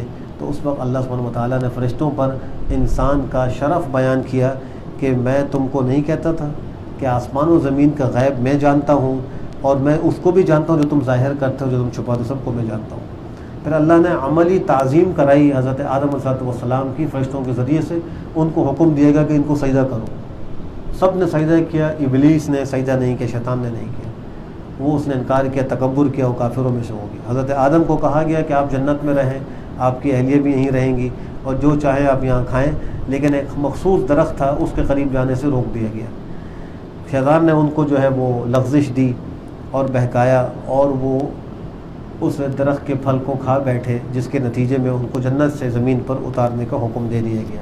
پھر بڑے پریشان تھے، اللہ سے توبہ استغفار کر رہے تھے، اللہ نے کلمات توبہ خود القاء فرمائے، فتلقى آدم من ربہ کلمات، حضرت آدم نے اپنے پروردگار سے چند کلمات سیکھ لیے، اللہ نے ان کی توبہ قبول فرمائی۔ وہ کلمات کیا تھے؟ ان کا ذکر سورہ اعراف میں ہے، ربنا ظلمنا انفسنا وَإِن لَّمْ تَغْفِرْ لَنَا وَتَرْحَمْنَا لَنَكُونَنَّ مِنَ الْخَاسِرِينَ۔ پھر اللہ نے فرمایا کہ اب تو تم نے زمین ہی میں رہنا ہے، وہاں اترو، اب تمہارے پر لیے ضابطہ یہ ہے کہ ہماری طرف سے ہدایت پہنچے گی، جو ہماری ہدایت کی اتباع کرے گا تو ان کو نہ کوئی خوف ہوگا نہ وہ غمگین ہوں گے، لیکن جو کفر کریں گے، اللہ کی آیتوں کی تکذیب کریں گے تو وہ جہنمی لوگ ہیں، اس میں ہمیشہ ہمیشہ رہیں گے۔ اس پہلے پاؤ کے بعد تقریباً 3 پاؤ تک بنی اسرائیل کا تذکرہ ہے۔ بنی اسرائیل حضرت یعقوب علیہ السلام کو کہا جاتا ہے، اور جو اسرا اور ایل سے مشتق ہے۔ اسرا کا معنی ہوتا ہے عبد، بندہ، اور ایل کا معنی ہوتا ہے اللہ، تو ان کا نام عبداللہ یا صفوت اللہ تھا، ان کو اسرائیل کہا جاتا ہے۔ ان کی جو اولاد تھیں وہ بنی اسرائیل کہلائی، اللہ نے اس میں بڑی برکت دی، اور اس پہ بہت سے انبیاء بھیجے. علماء نے لکھا ہے کہ حضرت یعقوب علیہ السلام سے لے کر حضرت عیسیٰ علیہ السلام تک 4000 انبیاء اللہ نے بنی اسرائیل میں بھیجے. اور پھر اللہ نے ان پر جو انعامات ذکر کی اتارے ہیں، ان کے اوپر اللہ نے انعامات نازل کیے ہیں، ان کو بھی ذکر فرمایا. اور پھر ان کی ناشکریوں کو ذکر کیا، بڑے ناشکرے تھے. اس میں ہمارے لیے سبق یہ ہے کہ ہم اللہ کی نعمتوں کو گن نہیں سکتے. ہمارا کام یہ ہے کہ ہم اللہ کی نعمتوں کا ہر وقت شکر ادا کیا کریں. ہم خالی دیکھتے ہیں کہ ہمیں بیماری آ گئی، مصیبت آ گئی، مال کے اندر کوئی کمی نقصان آ گیا تو ہم فوراً جو ہے وہ شکایت شروع کر دیتے ہیں، شکوہ شروع کر دیتے ہیں. اللہ کی ایسی بے شمار نعمتیں ہیں کہ انسان کی توجہ بھی وہاں نہیں ہوتی. تو انسان کو ہر وقت اللہ کا شکر ادا کرنا چاہیے. بنی اسرائیل نے ناشکری کی، اس کا انجام یہ ہوا کہ دنیا میں بھی ذلیل ہوئے، آخرت میں بھی ان کے لیے دردناک عذاب ہے. اس میں پھر بنی اسرائیل کو جو اللہ نے فرعون سے نجات دی، جو ان کو بہت تکلیفیں پہنچاتا تھا، اس کا بھی ذکر کیا ہے. اور پھر سمندر کو کس طرح پھاڑا، اس کا بھی ذکر کیا ہے. پھر بنی اسرائیل کو کتاب دینے کا بھی ذکر کیا ہے. اللہ نے حضرت موسیٰ علیہ السلام کو کوہ طور پر بلایا، وعدہ کیا تھا کہ ہم آپ کو کتاب دیں گے، اور وہاں 40 دن وہ رہے اور پھر وہ کتاب دی گئی، وہ تورات تھی. یہ کتاب کیوں دی گئی تھی؟ اللہ نے خود فرمایا وَإِذْ آتَيْنَا مُوسَى الْكِتَابَ وَالْفُرْقَانَ لَعَلَّكُمْ تَهْتَدُونَ، تاکہ تم ہدایت پاؤ. معلوم یہ ہوا کہ کتاب الہی ہدایت کے لیے آتی ہے، یہ طاقوں میں سجانے کے لیے نہیں ہے. یہ جو ہے وہ سائے کے اندر لڑکیوں کو رخصت کرنے کے لیے نہیں ہے، غلافوں میں لپیٹ کر رکھنے کے لیے نہیں. یہ کتاب اس لیے کہ ہم اس کو پڑھیں، سمجھیں، عمل کریں، اس سے ہدایت حاصل کریں، تو پھر ہم کامیاب ہوں گے. ورنہ خالی یہ کتاب اگر بند رکھی ہوئی ہو اور ہم اس پر عمل نہ کریں تو ہمیں اس کتاب سے کوئی نفع نہیں ہوگا اور ہمارا ہی نقصان ہوگا. کل یہی کتاب ہمارے خلاف حجت بھی ہو سکتی ہے، ہمارے حق میں بھی حجت ہو سکتی ہے. اللہ اس کتاب کو ہم سب کے لیے سفارشی بنائے، ہمارے خلاف اس کو حجت نہ بنائے. ورنہ یہ کل قیامت میں قرآن پکڑے گا کہ اے اللہ یہ وہ بندے ہیں آپ کے جنہوں نے میرا حق ادا نہیں کیا، مجھے پڑھتے نہیں تھے، مجھے صحیح طرح پڑھنے کا اہتمام نہیں کرتے تھے، عمل نہیں کرتے تھے. اللہ اس کی سفارش کو رد نہیں کریں گے. اللہ کا نبی بھی یہ اللہ کے سامنے شکایت کریں گے. وقال الرسول یا رب ان قوم اتخذوا هذا القرآن مہجورا، میری اس قوم نے کتاب اللہ کو، قرآن کریم کو چھوڑ دیا تھا. یہ شکوہ کریں گے. پھر ان کو میدان تیہ کے اندر اللہ نے جو انعامات عطا فرمائے اس کا بھی ذکر ہے کہ ان پانی کا مسئلہ آیا تو ان کو وہاں پانی فراہم کیا گیا. روشنی کا مسئلہ آیا تو ایک روشنی کا مینار ان کو دیا گیا. دھوپ کے اندر تکلیف ہوئی تو ایک ابر کا سایہ دیا گیا. کھانے پینے کا مسئلہ آیا تو من و سلوہ دیا گیا. اس سب کے بعد بھی انہوں نے ناشکریاں کی. بنی اسرائیل میں قتل ہوا تھا اور قاتل معلوم نہیں ہو رہا تھا، تو وہ حضرت موسیٰ علیہ السلام کے پاس آئے کہ ہمارے اس میں قتل ہوا ہے، قاتل پتہ نہیں ہے، بتائیے کون ہے. حضرت موسیٰ علیہ السلام نے اللہ سے دعا کی. اللہ نے فرمایا ان کو کہو ایک گائے ذبح کریں. اسی گائے کے واقعے کے تذکرے کی وجہ سے اس سورت کو سورہ بقرہ کہا جاتا ہے. اس میں گائے کے حوالے سے کچھ احکام ذکر نہیں کیے گئے، کوئی مسائل ذکر نہیں کیے گئے، خالی ایک واقعہ ذکر کیا گیا ہے کہ بنی اسرائیل کو ایک قتل کے مسئلے کے اندر کہا گیا تھا کہ تم گائے ذبح کرو. اب انہوں نے اپنی وہ فطری اور جبلی شرائط کی وجہ سے سوالات شروع کر دیے کہ وہ کیسی ہو، اس کا رنگ کیسا ہو، اور وہ اس کی عمر کیا ہو. اس قسم کے سوالات کیے. بالآخر حدیث شریف میں آتا ہے کہ انہوں نے انشاءاللہ کا لفظ کہا، جس کا قرآن کریم میں بھی ذکر ہے کہ وَإِنَّا إِن شَاءَ اللَّهُ لَمُهْتَدُونَ، اگر اللہ چاہے گا تو ہم ہدایت پر پہنچ جائیں گے. تو آپ علیہ السلام نے فرمایا کہ اگر یہ انشاءاللہ نہ کہتے تو قیامت تک ان کا مسئلہ حل نہیں ہونا تھا. انشاءاللہ کہہ دیا تو پھر اب ان کا مسئلہ حل ہوا اور پھر ان کو وہ گائے ملی. مفسرین نے لکھا ہے کہ وہ گائے ایک بچے کے پاس تھی جو اپنی ماں کا بڑا فرما بردار تھا، اور وہ بڑا محنتی بھی تھا، غریب بھی تھا، لکڑیاں کاٹتا تھا. ماں نے کہا کہ تمہارے والد نے جنگل میں اللہ کی حفاظت میں ایک گائے چھوڑی ہے، اب ان کا انتقال ہو گیا تو مشکل میں ہو، جاؤ جا کر وہاں آواز لگاؤ اور اللہ کا واسطہ دے کر، اللہ کے انبیاء کا واسطہ دے کر اس گائے کو آواز دو، وہ تمہارے پاس آ جائے گی. بچہ چلا گیا، وہ لے کر آ گیا. جب اس نے اس گائے کو لیا تو اس کی ماں نے کہا تھا کہ گردن سے پکڑ کے لے کر آنا. اب اس نے اس کو گردن سے پکڑا اور گھسیٹنے لگا. گائے کو اللہ نے گویائی عطا فرمائی اور وہ گائے بولی کہ تم مجھے گردن سے کیوں پکڑ کے گھسیٹ رہے ہو، میرے اوپر سوار ہو جاؤ، میں تم کو لے جاؤں گی. تو بچے نے کہا کہ نہیں، مجھے میری ماں نے یہی کہا ہے کہ گردن سے پکڑ کے لانا، میں ایسے ہی لے کے جاؤں گا. تو اس گائے نے کہا کہ اگر آج تم اس پہاڑ کو حکم دو کہ تمہارے ساتھ چلے تو چلنا شروع ہو جائے گا تمہاری ماں کی فرمانبرداری کی وجہ سے. آج اولاد دیکھیں ماں باپ کے آگے جواب دیتی ہے، آواز اونچی کرتی ہے، اور وہاں فرمانبرداری کی وجہ سے اللہ مخلوق کو اس کے تابع کر رہا ہے. پوچھ کے دینا طے کرنا. اللہ نے آزمائش کے لیے ایک فرشتے کو انسانی شکل میں بھیج دیا. اب بچہ گائے لے کر منڈی میں پہنچا اور وہ آدمی اس کو ملا راستے میں, فرشتہ تھا. بھائی تم کتنے کی بیچو گے؟ اس نے کہا کہ 3 درہم کی بیچوں گا, لیکن ماں سے پوچھ کے بیچوں گا. اس نے کہا میں تمہیں 6 دوں گا, تم ماں سے پوچھے بغیر دے دو. اس نے کہا کہ نہیں ہو سکتا. واپس آ گیا, ماں کو کہا کہ ایسے ایسے آدمی ملا تو میں نے یوں کہا ہے. ماں نے کہا اچھا دوبارہ جاؤ, اب ملے تو 6 میں بیچنا, لیکن مجھ سے پوچھ کے بیچنا. وہ پھر چلا گیا, پھر وہی فرشتہ انسانی شکل میں. اب اس نے سوال کیا, اس نے کہا کہ 6 کی دوں گا. اس نے کہا نہیں 12 دوں گا, اور تم ماں سے مت پوچھو. اس نے کہا یہ نہیں ہوگا. جب دوبارہ آیا تو ماں سمجھ گئی کہ یہ اللہ کی طرف سے کوئی امتحان ہے. کہا کہ دیکھو مجھے لگتا ہے وہ اللہ کی طرف سے کوئی فرشتہ ہے, تم اس سے پوچھنا کہ ہمارے لیے اس کے بارے میں کیا ہوگا. تو بچہ جب گیا تو تیسری بار اس کو آدمی ملا جو انسانی شکل میں فرشتہ تھا. تو اس نے کہا کہ تمہارے پاس بنی اسرائیل کے موسیٰ بن عمران آئیں گے, اور بنی اسرائیل کے اندر ایک واقعہ ہوا ہے, اس کے نتیجے میں اس گائے کے وزن کے برابر سونا دے کر خریدیں گے. چنانچہ وہاں بنی اسرائیل نے سوالات کر کر کے تعین کرائی, اور پھر ڈھونڈتے ہوئے یہاں تک پہنچے, اور اس فرمانبردار بچے سے اس گائے کو سونے کے وزن کے برابر خرید کے لے گئے. اس کو ذبح کیا, اس گائے کے حصہ مقتول کو لگایا, مقتول زندہ ہوا, اور اس نے بتلا دیا کہ میرا قاتل کون تھا, دوبارہ پڑ گیا. چنانچہ اس کو قصاص میں قتل کر دیا. پھر اس صورت میں اللہ سبحانہ و تعالیٰ نے بنی اسرائیل سے جو کچھ وعدے لیے تھے ان کا بھی ذکر کیا. ایک وعدہ یہ لیا تھا کہ شرک نہ کرنا, توحید کو اختیار کرنا, لا تعبدوا الا اللہ. ایک وعدہ یہ تھا کہ ماں باپ کے ساتھ حسن سلوک کرنا. قرآن کریم میں جا بجا اللہ نے اپنے حق کے ساتھ والدین کے حقوق کو ذکر کیا ہے. یہ اس بات کی دلیل ہے کہ ماں باپ کا بڑا اونچا حق ہے. اس میں کوتاہی کرنے سے اولاد کو دنیا ہی میں مصائب کا سامنا کرنا پڑتا ہے, آخرت میں جو کچھ ہوگا وہ تو اللہ جانتا ہے کیا ہوگا. پھر فرمایا کہ قرابت داروں کے ساتھ بھی حسن سلوک کرو, یتیموں مسکینوں کے ساتھ بھی, اور ان سے اچھی بات کہو, نماز پڑھو, زکوٰۃ دو. لیکن اللہ فرماتے ہیں بنی اسرائیل کو تم میں سے بہت تھوڑے تھے جنہوں نے جو ہے تو وہ اس پہ عمل کیا, اکثر نے وہ برداشت نہیں کیا. پھر ان سے یہ بھی وعدہ لیا گیا تھا کہ تم آپس میں قتل و قتال نہیں کرو گے, اپنے لوگوں کو جلا وطن نہیں کرو گے, اور انہوں نے اس کا اقرار بھی کر لیا تھا. لیکن پھر بھی انہوں نے کیا کیا کہ وہ اپنے حلیفوں کے ساتھ مل کر اپنے ہی لوگوں کے ساتھ قتال کرتے تھے. جیسا کہ غزوہ بنو قریظہ اور بنو نذیر کے اندر جو 2 قبیلے ہیں, بنو قریظہ بنو نذیر, یہود کے قبائل تھے, اور انہوں نے معاہدہ کیا تھا اوس و خزرج سے, اور ایک دوسرے کے خلاف بھی لڑائی کرتے تھے.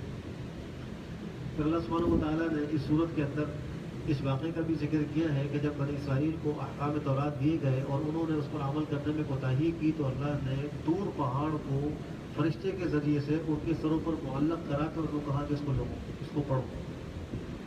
تو انہوں نے اس کو دیکھ کر کہا کہ ہم نے جو ہے وہ اس کو سن لیا, لیکن دل میں کہا کہ ہم اس کو مانیں گے. ایسی شریر قوم تھی, پہاڑ سروں پر معلق ہے, زبان سے تو سمعنا کہہ رہے ہیں لیکن دل میں کہہ رہے ہیں وہ عصینا. اللہ فرماتے ہیں ان کے دلوں کے اندر بچھڑے کی محبت وہ انڈیل دی گئی تھی, بچھڑے کی بڑی محبت تھی.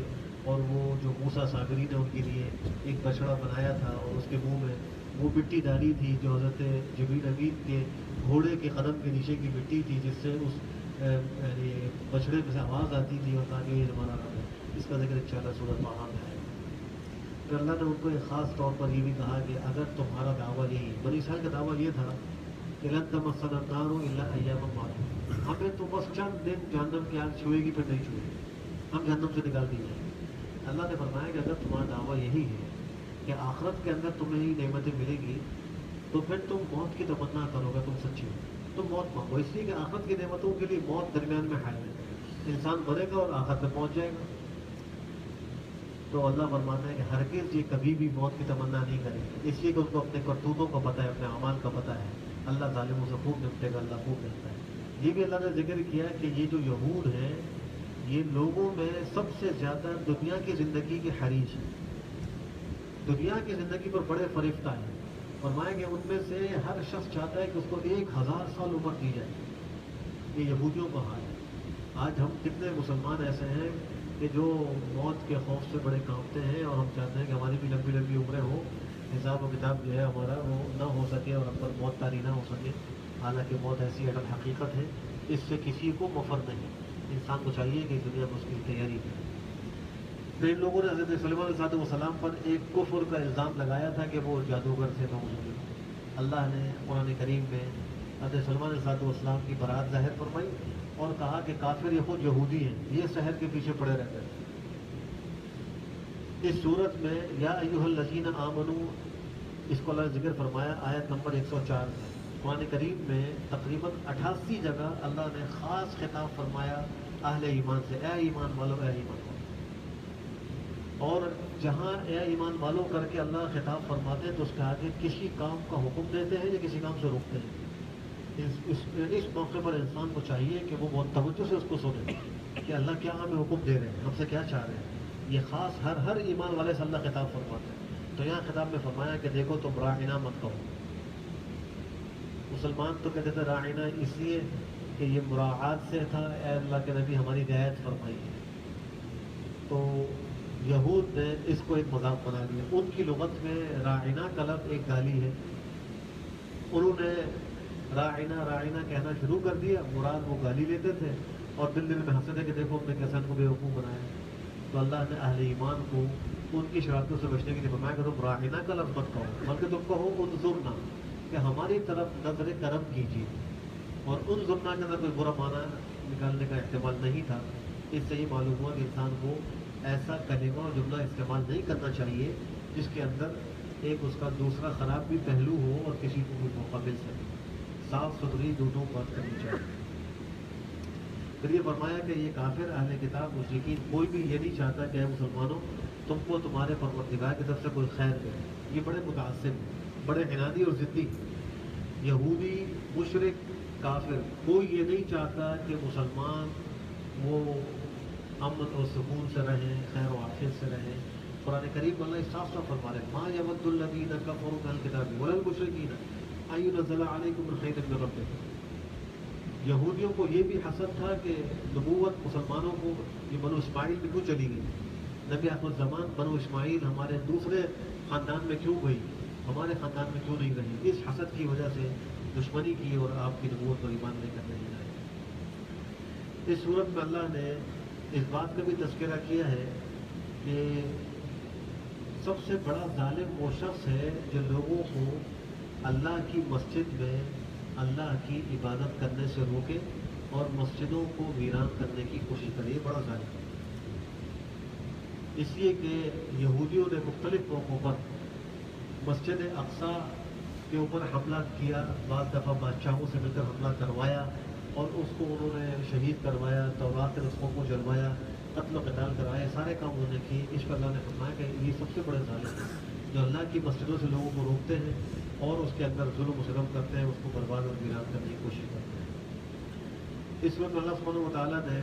آپ علیہ السلام کو حق کے ساتھ اس دنیا میں بھیجانے کا بھی ذکر کیا ہے، آپ کو بشیر و نذیر بنا کر بھیجنے کا بھی ذکر کیا ہے، اور یہ بھی فرمایا ہے کہ آپ جہنمیوں کے بارے میں آپ سے کوئی سوال نہیں ہوگا۔ یعنی جب آپ نے دعوت دے دی، اسلام پہنچا دیا، اب اگر کوئی اس کو قبول نہیں کرتا تو اے نبی آپ سے ان کے بارے میں کوئی پوچھ نہیں ہوگا۔ یہ بھی فرمایا کہ یہود و نصارہ آپ سے کبھی بھی راضی و خوش نہیں ہوتے یہاں تک کہ آپ ان کے دین کو اختیار نہ کریں۔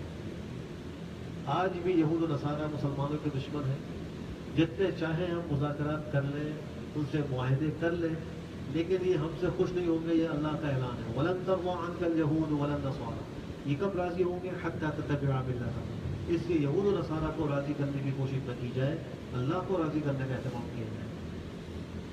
اس صورت میں اللہ سبحانہ و تعالیٰ نے حضرت ابراہیم علیہ السلام کی آزمائش کا بھی ذکر کیا، ان کا ایک امتحان ہوا تھا، اس امتحان میں وہ کامیاب ہوئے تھے، اللہ نے ان کی اس کامیابی کا بھی ذکر کیا، اور پھر ان کو جو بیت اللہ بنانے کا حکم دیا گیا تھا اور انہوں نے پھر اس کی تعمیر کی، اس کا بھی ذکر کیا۔ بیت اللہ کو تعمیر کر کے انہوں نے بڑی اچھی دعا کی، یوں ربنا تقبل منا انک انت السمیع العلیم، اے ہمارے پروردگار ہماری طرف سے اس کو قبول کر لیجیے۔ یہ تقبل کا لفظ ذکر فرمایا ہے۔ جب بھی انسان کوئی عبادت کرے، مثلا ابھی ہم نے تراویح پڑھی ہے، نماز پڑھی ہے، ہم اس وقت دعا کریں ربنا تقبل منا انک انت السمیع العلیم، اس لیے کہ ہم جانتے ہیں تراویح ہم نے کیسے پڑھی، کیسے پڑھائی، ہم اس کا حق ادا نہیں کر سکتے۔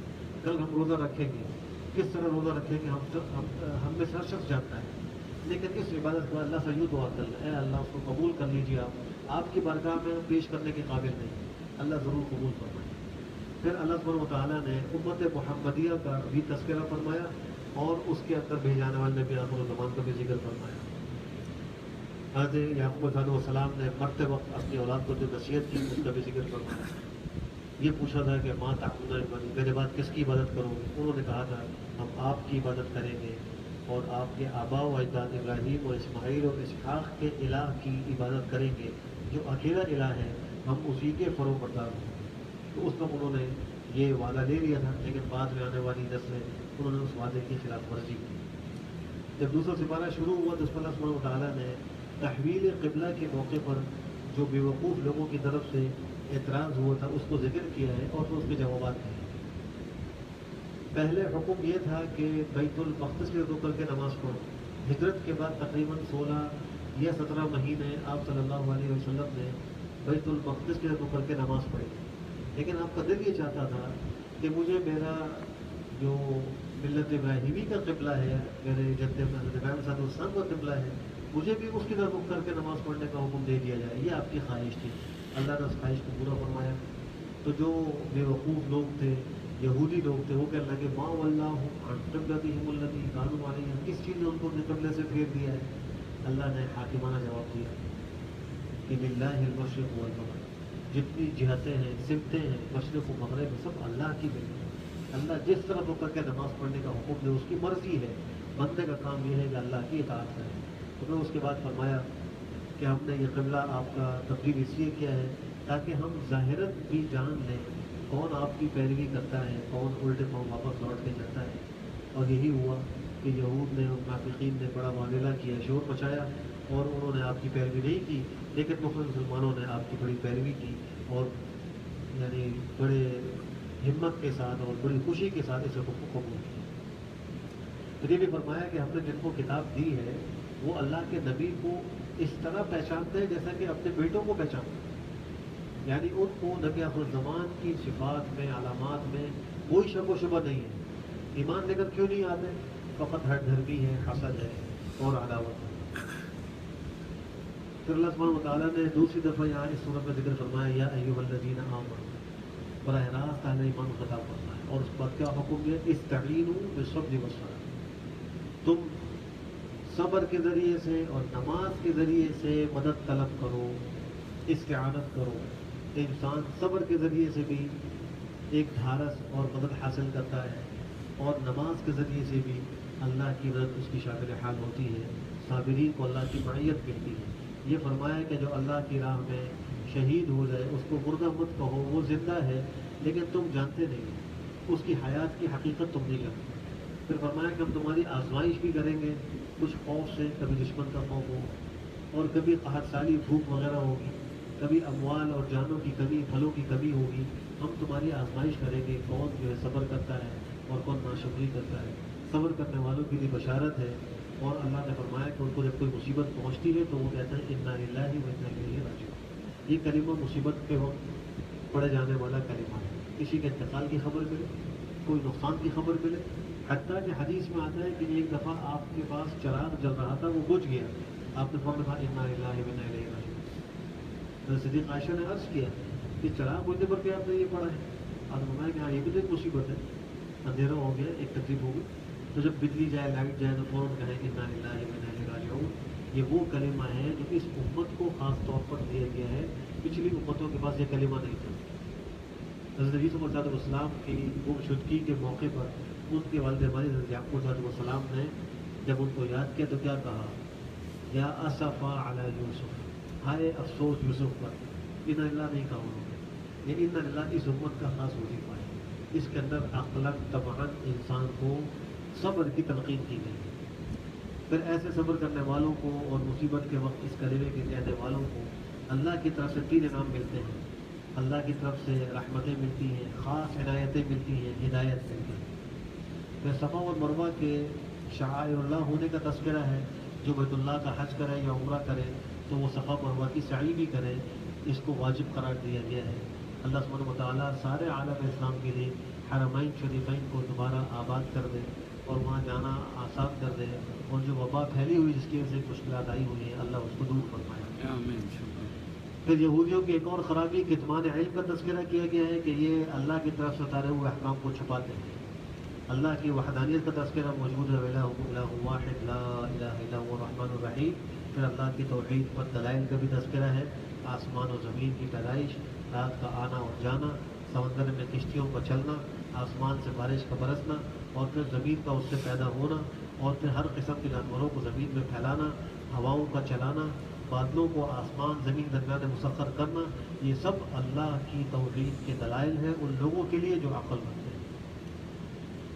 پھر اللہ سبحانہ و تعالیٰ نے اس صورت میں اس پاؤ کے آخر میں جو آج کی منزل تھی، تمام انسانوں کو خطاب کر کے حلال طیب کھانے کا حکم فرمایا کہ دیکھو اپنی غذا کا خیال کرو، بالخصوص رمضان المبارک میں اس کا عزم کریں کہ ہم اپنی آمدنی کی حلال کرنے کا اہتمام کریں، سارا دن روزہ رکھیں، افطار میں حرام سے افطار کریں تو روزے کا کیا ثواب ملے گا؟ اور پھر اگر حرام کو لقمہ ہمارے پیٹ میں جا رہا ہے تو کیا دعائیں قبول ہوں گی؟ ایک لقمہ جو حرام کا جائے اس سے جو جسم کے اندر چیزیں پیدا ہوئی ہیں، غذا بنی ہے، وہ سب کا سب جہنم میں چلے گا۔ تو اس لیے حرام سے بچنے کا بہت اہتمام کریں، چاہے وہ سود کی شکل میں ہو، چاہے وہ رشوت کی شکل میں ہو، چاہے وہ غصب کی شکل میں ہو، چاہے میراث دبانے کی صورت میں ہو، جھوٹ بول کر کمانے کی صورت میں ہو، یہ سب حرام ہے۔ پھر فرمایا کہ تم شیطان کے قدم بقدم مت چلو، شیطان تمہیں حرام کی طرف لے کر جائے گا، وہ تمہیں بے حیائی اور برائی کا حکم دیتا ہے، اللہ کے بارے میں ایسی باتیں کہنے کا حکم دیتا ہے جن کا تم علم نہیں رکھتے۔ اور فرمایا کہ ان کو جب یہ کہا جاتا ہے کہ تم پیروی کرو اللہ کے احکام کی، تو کہتے ہیں ہم تو اپنے آبا و اجداد کے طریقے کی پیروی کریں گے۔ اللہ فرماتا ہے کہ ان کے آبا و اجداد نہ کچھ جانتے ہو نہ ہدایت پر ہو تو بھی ان کی پیروی کریں گے۔ پھر آخر میں یہ ذکر کیا کہ تم پر مردار کو، اونٹ کو، لحم خنزیر کو اور جو غیر اللہ کے نام پر ذبح کیے جائے جانور ان سب کو حرام کر دیا گیا ہے۔ البتہ اتنی رعایت ہے کوئی آدمی اضطراری حالت میں آ جائے، کھانے کو کچھ نہ ہو اور وہ اس کو اپنی موت نظر آ رہی ہو کہ اگر نہیں کھائے گا تو مر جائے گا، تو ایسی صورت میں جان بچانے کے لیے اس مقدار میں کھانے کی اجازت دی ہے۔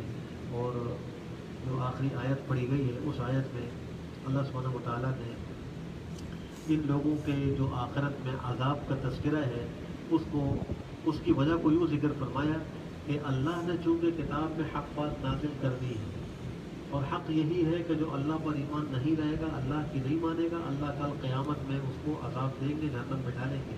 اور فرمایا کہ جو لوگ اللہ کی کتاب میں اختلاف کر رہے ہیں یہ بہت دور کی گمراہی اور اختلاف میں پڑے ہوئے ہیں۔ اللہ ہم سب کو اختلاف، اختلاف اور گمراہی سے نجات نصیب فرمائے۔ وآخر دعوانا الحمد للہ رب العالمین والعاقبۃ للمتقین والصلاة والسلام على خير خلقه محمد وعلى آله وصحبه أجمعين۔ اللهم أرنا الحق حقا وارزقنا اتباعه وأرنا الباطل باطلا وارزقنا اجتنابه۔ اے اللہ رب العالمین ہماری عبادات کو قبول فرما۔ اے اللہ سب کو خوب خوشی کے ساتھ، خوب ہمت کے ساتھ اس ماہ مبارک کو گزارنے کی توفیق نصیب فرما۔ اے اللہ اس کے ایک ایک لمحے سے ہم سب کو فائدہ اٹھانے کی توفیق نصیب فرما۔ قرآن کریم کو صحیح پڑھنے، سمجھنے اور عمل کرنے کی توفیق نصیب فرما۔ تراویح اور روزوں کا اہتمام نصیب فرما۔ بیماروں کو شفا نصیب فرما۔ اے اللہ مرحومین کی کامل مغفرت فرما۔ اے اللہ جو مشکل میں ہے، پریشانی میں ہے، غم و مصیبت میں ہے، سب کو نجات نصیب فرما۔ جو مانگا ہے وہ بھی عطا فرما، جو نہیں مانگا مانگنا چاہیے تھا، بے مانگی ہم سب کو نصیب فرما۔